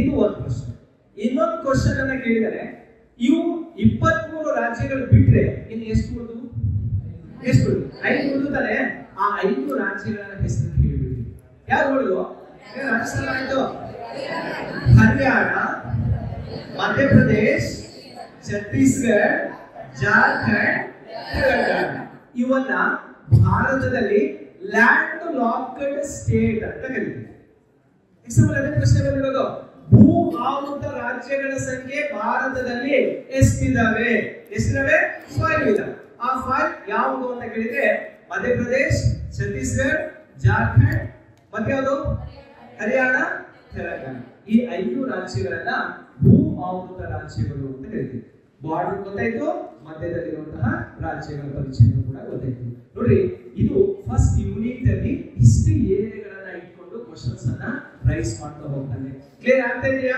ಓಕೆ ನೆಕ್ಸ್ಟ್ ಸೆಕೆಂಡ್ ಯೂನಿಟ್ ಭಾರತದ ಪ್ರಾಕೃತಿಕ ಲಕ್ಷಣಗಳಲ್ಲಿ ಆದಷ್ಟು ಬೆಟ್ಟ ಗುಡ್ಡಗಳ ಬಗ್ಗೆ ಪ್ರಶ್ನೆಯನ್ನ ರೈಸ್ ಮಾಡ್ತಾನೆ ಅದು ಯಾವ ಕ್ವಶನ್ಸ್ ಅಂತ ನೋಡ್ತಾ ಹೋಗೋಣ ಓಕೆ ಫಸ್ಟ್ ಕ್ವಶನ್ ನೋಡಿ ಕೆಳಗಿನವುಗಳಲ್ಲಿ ಯಾವುದು ಉತ್ತರದಿಂದ ದಕ್ಷಿಣಕ್ಕೆ ಹಿಮಾಲಯ ಶ್ರೇಣಿಗಳ ಸರಿಯಾದ ಕ್ರಮವಾಗಿದೆ ಇಷ್ಟೊತ್ತು ಸ್ವಲ್ಪ ಈಸಿ ಅನ್ನಿಸ್ತು ಇನ್ಮೇಲೆ ಸ್ವಲ್ಪ ಒಳಹೊಕ್ಕು ನೋಡ್ಬೇಕು ನೀವು ಕರೆಕ್ಟ್ ಆಗಿ ಆನ್ಸರ್ ಮಾಡಿ ನಾರ್ತ್ ಇಂದ ಸೌತ್ ಇರುವಂತಹ ಹಿಮಾಲಯನ್ ಮೌಂಟೇನ್ ರೇಂಜಸ್ ಗಳು ಯಾವುದು ಫಸ್ಟ್ ಆನ್ಸರ್ ಯಾವುದು ಕಾರಕೋರಂ ಲಡಾಖ್ ಜಸ್ಕರ್ ಪೀರ್ ಪಂಜರ್ ಮತ್ತು ಸಿಮಾಲಿಕ್ ಬೆಟ್ಟಗಳು ಅಂತ ಕರೀತೀವಿ ಇದೇನಾ ರೈಟ್ ಆನ್ಸರ್ ನೋಡಿ ಹಿಂಗೆ ಯೋಚನೆ ಮಾಡಿ ಅವ್ರು ಹೇಳಿದ ಪ್ರಕಾರ ಅದು ಸರಿ ನೀವೇನು ಹೇಳ್ತೀರಿ ಒಳ್ಳೆಯದೇ ಸರಿ ಮತ್ತೆ ಇನ್ಯಾರು ಇದ್ದೀರಾ ಮತ್ತೆ ಏನಾದ್ರು ಆನ್ಸರ್ ಚೇಂಜ್ ಮಾಡಿ okay first one is the right answer Karakoram ಶ್ರೇಣಿ ಲಡಾಖ್ ಜಾಸ್ಕರ್ ಪೀರ್ ಪಂಜರ್ ಮತ್ತು ಸಿಮಾಲಿಕ್ ಬೆಟ್ಟಗಳು ಮ್ಯಾಪ್ ನೋಡ್ಬಿಡಿ ಕ್ಲಿಯರ್ ಆಗಿಬಿಡುತ್ತೆ ಯಾವ್ಯಾವ ಶ್ರೇಣಿ ಎಲ್ಲೆಲ್ಲಿ ಕಂಡು ಬರ್ತಾರೆ ನೋಡಿ ಟಾಪ್ ಅಲ್ಲಿ ಇರುವಂತದ್ದು ಇದೇ ಕಾರಕೋರಂ ರೇಂಜ್ ಸಿಂಪಲ್ ಒಂದು ಮ್ಯಾಪ್ ಹಾಕೊಂಡ್ರಿ ಹೇಳಿದ್ಬಿಟ್ರಿ UPSC ಎಕ್ಸಾಮ್ ಲೆವೆಲ್ ಅಲ್ಲಿ ಬೇರೆಯುವಂತ ಪ್ರಶ್ನೆ ಆಗಿರುತ್ತೆ ಕಾರಕೋರಂ ಶ್ರೇಣಿ ಇದು ಅದಾದ್ಮೇಲೆ ಇಲ್ಲಿ ನೋಡಿ ಲಡಾಖ್ ಶ್ರೇಣಿ ಕಂಡು ಬರುತ್ತೆ ಅದರ ಕೆಳಗಡೆ ಇರುವಂತದ್ದು ಜಾಸ್ಕರ್ ರೇಂಜ್ ಕಂಡು ಬರುತ್ತೆ ಅದರ ಕೆಳಗಡೆ ಇರೋದು ಪೀರ್ ಪಂಜರ್ ಶ್ರೇಣಿ ಮತ್ತೊಂದು ಇಂಪಾರ್ಟೆಂಟ್ ರೇಂಜ್ ಇದೆ ಆ ಪೀರ್ ಪಂಜರ್ ಶ್ರೇಣಿ ಕೆಳಗೆ ದೌಲಾಧಾರ್ ರೇಂಜ್ ಅಂತ ಕಂಡು ಬರುತ್ತೆ ಅವ್ನು ಕೊಟ್ಟಿದ್ದ ಆಪ್ಷನ್ ಅಲ್ಲಿ ಬೈ ಮಿಸ್ ಸಿಮಾಲಿಕ್ ಬೆಟ್ಟಗಳು ಅಂತ ಇರ್ಲಿಲ್ಲ ಅಂದ್ರೆ ಯಾವ ಆಪ್ಷನ್ ಅಲ್ಲಿ ಇರುತ್ತೆ ದೌಲಾಧಾರ್ ಶ್ರೇಣಿ ಅಂತ ಇರುತ್ತೆ ಆ ದೌಲಾಧಾರ್ ಶ್ರೇಣಿಯನ್ನ ನಾವು ಇಲ್ಲಿ ತಲೆಯಲ್ಲಿ ಇಟ್ಕೋಬೇಕಾಗುತ್ತೆ ಕಾರಕೋರಂ ಲಡಾಖ್ ಜಾಸ್ಕರ್ ಪೀರ್ ಪಂಜರ್ ದೌಲಾಧಾರ್ ಶ್ರೇಣಿ ನೆಕ್ಸ್ಟ್ ಲಾಸ್ಟ್ ಯಾವುದು ಸಿಮಾಲಿಕ್ ಬೆಟ್ಟಗಳು ಅಂತ ಕರೀತೀವಿ ಇಲ್ಲಿ ನೋಡಿ, ಈ ಧವಲಾಧಾರ್ ಶ್ರೇಣಿ ಪೀರ್ ಪಂಜರ್ ಶ್ರೇಣಿಯ ಮುಂದುವರೆದಿರುವಂತಹ ಭಾಗವನ್ನೇ ನಾವು ಕರೆಯುವಂತದ್ದು ಧವಲಾಧಾರ್ ರೇಂಜ್. ಪೀರ್ ಪಂಜರ್ ಶ್ರೇಣಿ ಕಂಟಿನ್ಯೂ ಪಾರ್ಟ್ ಯಾವ್ದಪ್ಪ ಅಂದ್ರೆ ಧವಲಾಧಾರ್ ರೇಂಜ್. ಅದೇ ಧವಲಾಧಾರ್ ಶ್ರೇಣಿಯ ಮುಂದುವರೆದಿರುವಂತಹ ಭಾಗ ನೇಪಾಳದಲ್ಲಿ ಬರುತ್ತೆ. ಅದನ್ನ ಮಹಾಭಾರತ ಶ್ರೇಣಿ ಅಂತ ಕರೀತಾರೆ. ಮಹಾಭಾರತ ರೇಂಜ್ ಅಂತ ಕರಿತೀವಿ. ಅದು ಇರುವಂತದ್ದು ಯಾವ ರಾಷ್ಟ್ರದಲ್ಲಿ ಅಂತ ಕೇಳಿದ್ರೆ ನೇಪಾಳ ರಾಷ್ಟ್ರದಲ್ಲಿ. ಸರಿ, ಈ ಒಂದೊಂದು ರೇಂಜ್ ಬಗ್ಗೆನೂ ಕೂಡ ಇಂಪಾರ್ಟೆಂಟ್ ಕಾನ್ಸೆಪ್ಟ್ ಏನಿದೆ. ಭಾರತದ ಅತಿ ಎತ್ತರವಾದ ಪರ್ವತ ಶಿಖರ ಯಾವುದು? ಭಾರತದ ಎತ್ತರವಾದ ಪರ್ವತ ಶಿಖರ K2 ಅಂದ್ರೆ ಏನಂತ ಕರಿತೀವಿ? ಗಾಡ್ಲಿನ್ ಆಸ್ಟೀನ್ ಅಂತ ಕರಿತೀವಿ. ಭಾರತದ ಎತ್ತರವಾದ ಪರ್ವತ ಶಿಖರ ಗಾಡ್ಲಿನ್ ಆಸ್ಟೀನ್ ಯಾವ ಮೌಂಟೇನ್ ರೇಂಜ್ ಅಲ್ಲಿ ಇದೆ ಅಂತ ಕೇಳಿದ್ರೆ ಕಾರಕೋರಂ ರೇಂಜ್ ಅಲ್ಲಿ ಕಂಡುಬರುತ್ತೆ. ಆ ಕಾರಕೋರಂ ಶ್ರೇಣಿಯಲ್ಲಿ ಕಂಡುಬರುವಂತ ಇಲ್ಲೇ ಕಾಣಿಸ್ತಾ ಇದೆ ನೋಡಿ, ಇದೇ K2. ಈ ಭಾಗ ಏನಿದೆಯಲ್ಲ ಇದೇ K2. ಇದು ಭಾರತದ ಅತಿ ಎತ್ತರವಾದ ಒಂದು ಪರ್ವತ ಶ್ರೇಣಿಯಾಗಿರುತ್ತೆ. ಸರಿ, ಈ ಕಾರಕೋರಂ ಶ್ರೇಣಿ ಏನಿದೆಯಲ್ಲ ಇಲ್ಲಿ ಸಿಯಾಚಿನ್ ಅಂತ ಒಂದು ಗ್ಲೇಸಿಯರ್ ಕಂಡು ಬರುತ್ತೆ. ಕೇಳಿದ್ರ? ಹಿಮ ನದಿ ಅಂತ ಹೇಳಿ. ಏನ್ ಇಂಪಾರ್ಟೆಂಟ್ ಸಿಯಾಚಿನ್ ಹಿಮ ನದಿದು? ಭಾರತದ ಅತಿ ಉದ್ದವಾದ ಹಿಮ ನದಿ ಒಂದು. ಭಾರತದ ಅಥವಾ ಪ್ರಪಂಚದಲ್ಲೇ ಅತಿ ಎತ್ತರವಾದ ಯುದ್ಧ ಭೂಮಿ ಅಂತ ಕರಿತೀವಿ. ಪ್ರಪಂಚದಲ್ಲೇ ಅತಿ ಎತ್ತರವಾದ ಯುದ್ಧ ಭೂಮಿ ಯಾವ್ದಪ್ಪ ಅಂದ್ರೆ ಸಿಯಾಚಿನ್. ವರ್ಲ್ಡ್ ಲಾಂಗೆಸ್ಟ್ ಅಥವಾ ಇಂಡಿಯಾದಲ್ಲಿ ಲಾಂಗೆಸ್ಟ್ ಗ್ಲೇಸಿಯರ್ ಯಾವುದು ಅಂತ ಕೇಳಿದ್ರು ಅದು ಸಿಯಾಚಿನ್ ಆಗಿರುತ್ತೆ. ಸರಿ, ಈ ಪರ್ವತ ಶ್ರೇಣಿಗಳ ನಡುವೆ ನೋಡಿ ಕಾಶ್ಮೀರ್ ವ್ಯಾಲಿ ಅಂತ ಕೇಳಿದ್ರಲ್ಲ, ಕಾಶ್ಮೀರ ಕಣಿವೆ ಯಾವ ಪರ್ವತ ಶ್ರೇಣಿಯ ನಡುವೆ ಕಂಡುಬರುತ್ತೆ? ಕಾಶ್ಮೀರ್ ವ್ಯಾಲಿ ಅನ್ನುವಂಥದ್ದು ಯಾವ ಪರ್ವತ ಶ್ರೇಣಿಯ ನಡುವೆ ಕಂಡುಬರುತ್ತೆ? ಅದಕ್ಕೆ ಮ್ಯಾಪ್ ಇಟ್ಬಿಟ್ಟಿದ್ದೀನಿ ನಿಮಗೆ. ಹೇಳಿ ಲಡಾಖ್. ಲಡಾಖ್ ಸರಿ, ಮುಂದಿದೆ ಲಡಾಖ್. ಮತ್ತೆ ಇನ್ನೊಂದು ಯಾವುದು? ಜಾಸ್ಕರ. ಇದ್ರೆ ಪಕ್ಕ ಪಕ್ಕ ಇರಬೇಕಷ್ಟೇ. ನೋ, ಇಲ್ಲಿ ಯಾವ ಶ್ರೇಣಿಯ ನಡುವೆ ಕಂಡುಬರುತ್ತೆ ಅಂತ ಕೇಳಿದಾಗ ಲಡಾಖ್ ಶ್ರೇಣಿ ಮತ್ತೆ ಪೀರ್ ಪಂಜರ್ ಶ್ರೇಣಿಯ ನಡುವೆ ಕಂಡುಬರುತ್ತೆ. ಭಾರತದಲ್ಲಿ ಇನ್ನೊಂದು ನದಿ ಹುಟ್ಟುತ್ತೆ. ಯಾವ ನದಿ ಅಂತ ಕೇಳಿದ್ರೆ ಇಂಡಸ್, ಸಿಂಧು ನದಿ. ಸಿಂಧು ನದಿ ಈ ಕೆಳಗಿನ ಯಾವ ಪರ್ವತ ಶ್ರೇಣಿಯ ಮೂಲಕ ಹರಿಕೊಂಡು ಹೋಗುತ್ತೆ? ಯಾವ ಪರ್ವತ ಶ್ರೇಣಿಯ ಮೂಲಕ ಹರಿಕೊಂಡು ಹೋಗುತ್ತೆ ಅಂತ ಕೇಳಿದ್ರೆ ಲಡಾಖ್ ಮತ್ತು Zanskar mountain range river Indus flow ಆಗುತ್ತೆ. ಇದು ಈ ಭಾಗದಲ್ಲಿ ನಿಮಗೆ ಗೊತ್ತಿದೆ. ಹಾಗೆ ನೋಡಿ, ಪ್ರಪಂಚದಲ್ಲೇ ಅತಿ ಎತ್ತರವಾದ ಪರ್ವತ ಶಿಖರ ಯಾವುದು? Mount Everest. ಇಲ್ಲಿ ಎಲ್ಲಿದೆಯಪ್ಪ ಅಂತ ಕೇಳಿದ್ರೆ ನೇಪಾಳ ಮತ್ತು ಟಿಬೆಟ್ ನ ಗಡಿಯಲ್ಲಿ ಕಂಡುಬರುತ್ತೆ. ನೇಪಾಳ ಮತ್ತು ಟಿಬೆಟ್ ನ ಗಡಿಯಲ್ಲಿ ಇರೋದು ಮೌಂಟ್ ಎವರೆಸ್ಟ್. ಎತ್ತರ ಎಷ್ಟು? 8,48.86 ಮೀಟರ್. ಈಗಿರುವಂತದ್ದು 86 ಮೀಟರ್ ಅಷ್ಟು ರೈಸ್ ಆಗಿದೆ ಮೌಂಟ್ ಎವರೆಸ್ಟ್. ಮೌಂಟ್ ಎವರೆಸ್ಟ್ ಪರ್ವತ ಶಿಖರ ಹೋಗ್ತಾನೆ ಇದೆ ಅಂದಾಗ ಕಾರಣ ಏನಿರಬಹುದು ಅಂದಾಜು? ಭೂಮಿ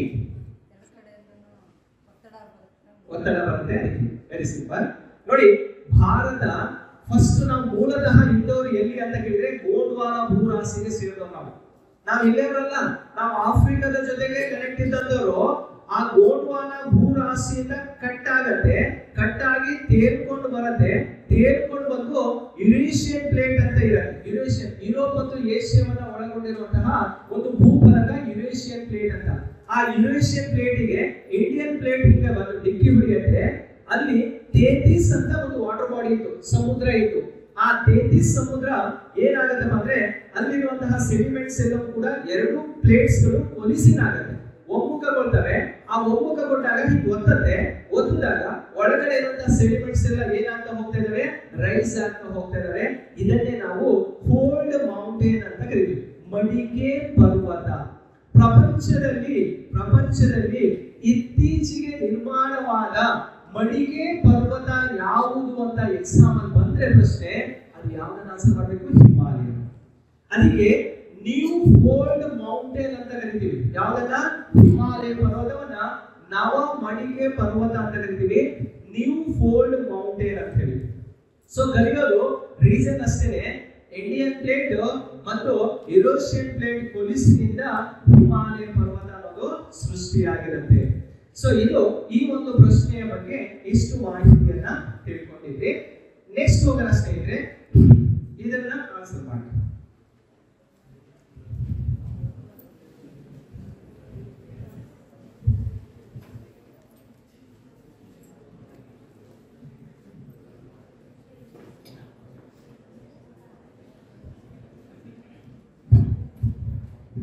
ಯಾವುದು ಸರ್? ನೋಡಿ ನೋಡಿ ಒಂದು ನಿಮಿಷ ನೋಡಿ. Yes last one. ಇದಕ್ಕೆ ಏನಾದ್ರು ಆನ್ಸರ್ ಮಾಡಕ್ಕೆ ಹೇಳಿದ್ದೀರಾ ಮೇಡಮ್? ಏನು answer? C. C C means ಏನಿದೆ? 3 ಮತ್ತು 4 ಸರಿ ಅಂತ ಇದೆ. Okay nice. ಪ್ರಶ್ನೆ ಏನಿದೆ? ಈ ಕೆಳಗಿನ ಜೋಡಿಗಳನ್ನ ಪರಿಗಣಿಸಿ ಕನ್ಸಿಡರ್ ಮಾಡ್ರಿ ಅಂತ ಕೊಟ್ಟಿದ್ದಾನೆ. ಎ ಪಟ್ಟಿಯಲ್ಲಿ ಏಲಕ್ಕಿ ಬೆಟ್ಟ, ಏಲಕ್ಕಿ ಮೀನ್ಸ್ ಕಾರ್ಡಮಮ್ ಹಿಲ್ಸ್ ಅಂತ ಕೇಳಿದ್ರಲ್ಲ. ಕಾರ್ಡಮಮ್ ಹಿಲ್ಸ್ ಯಾವ ರಾಜ್ಯದಲ್ಲಿರೋದು? ಕೇರಳದಲ್ಲಿ ಇರೋದು. ಎಲ್ಲಿದೆ ಅದು? ಕೇರಳ ರಾಜ್ಯದಲ್ಲಿರುವಂತಹ ಒಂದು ಬೆಟ್ಟ ಯಾವುದು ಅಂದ್ರೆ ಏಲಕ್ಕಿ ಬೆಟ್ಟ. ಆ ಭಾಗದಲ್ಲಿ ಏಲಕ್ಕಿಯನ್ನ ಜಾಸ್ತಿ ಉತ್ಪಾದನೆ ಮಾಡುತ್ತೆ, ಹಾಗಾಗಿ ಕಾರ್ಡಮಮ್ ಹಿಲ್ಸ್ ಏಲಕ್ಕಿ ಬೆಟ್ಟ ಅಂತ ಕರಿತೀವಿ. ನೋಡಿ, ಏಲಕ್ಕಿ ಬೆಟ್ಟ ಅನ್ನುವಂಥದ್ದು ಕೋರಮಂಡಲ ತೀರದಲ್ಲಿ ಇದೆಯಾ ಅಂತ ಕೇಳಿದ್ರೆ ಇಲ್ಲ. ಕೋರಮಂಡಲ ತೀರ ಇರೋದು ಯಾವ ಸೈಡ್ ಅಲ್ಲಿ? ತಮಿಳುನಾಡು ಭಾಗದಲ್ಲಿ ಇರುವಂತದ್ದು. ಆದ್ರೆ ಏಲಕ್ಕಿ ಬೆಟ್ಟ ಇರುವಂತದ್ದು ಎಲ್ಲಿ? ವೆಸ್ಟ್ ಅಲ್ಲಿ, ಪಶ್ಚಿಮದಲ್ಲಿ, ಕೇರಳದಲ್ಲಿದೆ. ಹಾಗಾಗಿ ಇದು ರಾಂಗ್. ಹೌದಲ್ರಿ? ತಪ್ಪಾಯಿತು. ಎರಡನೇದು, ಕೈಮೂರು ಬೆಟ್ಟಗಳು ಕೊಂಕಣ್ ಕರಾವಳಿಯಲ್ಲಿ ಇದೆ ಅಂತ ಹೇಳ್ತಾರೆ. ಕೊಂಕಣ್ ಕರಾವಳಿ ಎಲ್ಲಿದೆ ಹೇಳಿ ನೋಡೋಣ. ಕೊಂಕಣ್ ಕರಾವಳಿ ಮಹಾರಾಷ್ಟ್ರ ಮತ್ತು ಗೋವಾ ಭಾಗದಲ್ಲಿರುವಂತಹ ಕೋಸ್ಟಲ್ಗೆ ಕರೆಯುವಂತಹ ಹೆಸರೇನು? ಕೊಂಕಣ್ ಕರಾವಳಿ ಅಂತ ಕರೀತೀವಿ. ನೋಡಿ, ಇಂಡಿಯನ್ ಕೋಸ್ಟಲ್ ಬಗ್ಗೆ ಒಂದು ಬೇಸಿಕ್ ನಾಲೆಡ್ಜ್ ಇಲ್ಲಿ ನಿಮಗೆ ಏನಿರುತ್ತೆ? ಭಾರತದ ಕರಾವಳಿ ಅಂತ ಕೇಳಿದ್ರೆ ಯಾವ್ಯಾವ ರಾಜ್ಯದಲ್ಲಿ ಯಾವ್ಯಾವ ಕೋಸ್ಟಲ್ ಇದೆ ಅಂತ ಗೊತ್ತಿರಬೇಕು. ಫಸ್ಟ್ ನೋಡಿ, ಇಲ್ಲಿ ಗುಜರಾತ್ ಅಲ್ಲಿರುವಂತಹ ಕೋಸ್ಟಲ್ಗೆ ಏನಂತ ಕರೀತಾರೆ? ಗುಜರಾತ್ ಕೋಸ್ಟಲ್ಗೆ ಮಲಬಾರ್. ಖಾತೆವಾಡ ಕೋಸ್ಟಲ್ ಅಂತ ಕರೀತೀವಿ. ಖಾತೆವಾಡ ಕೋಸ್ಟಲ್ ಅಂತ ಕರೀತೀವಿ. ಯಾವ ಕರಾವಳಿಗೆ? ಗುಜರಾತ್. ಅಥವಾ ಇದನ್ನ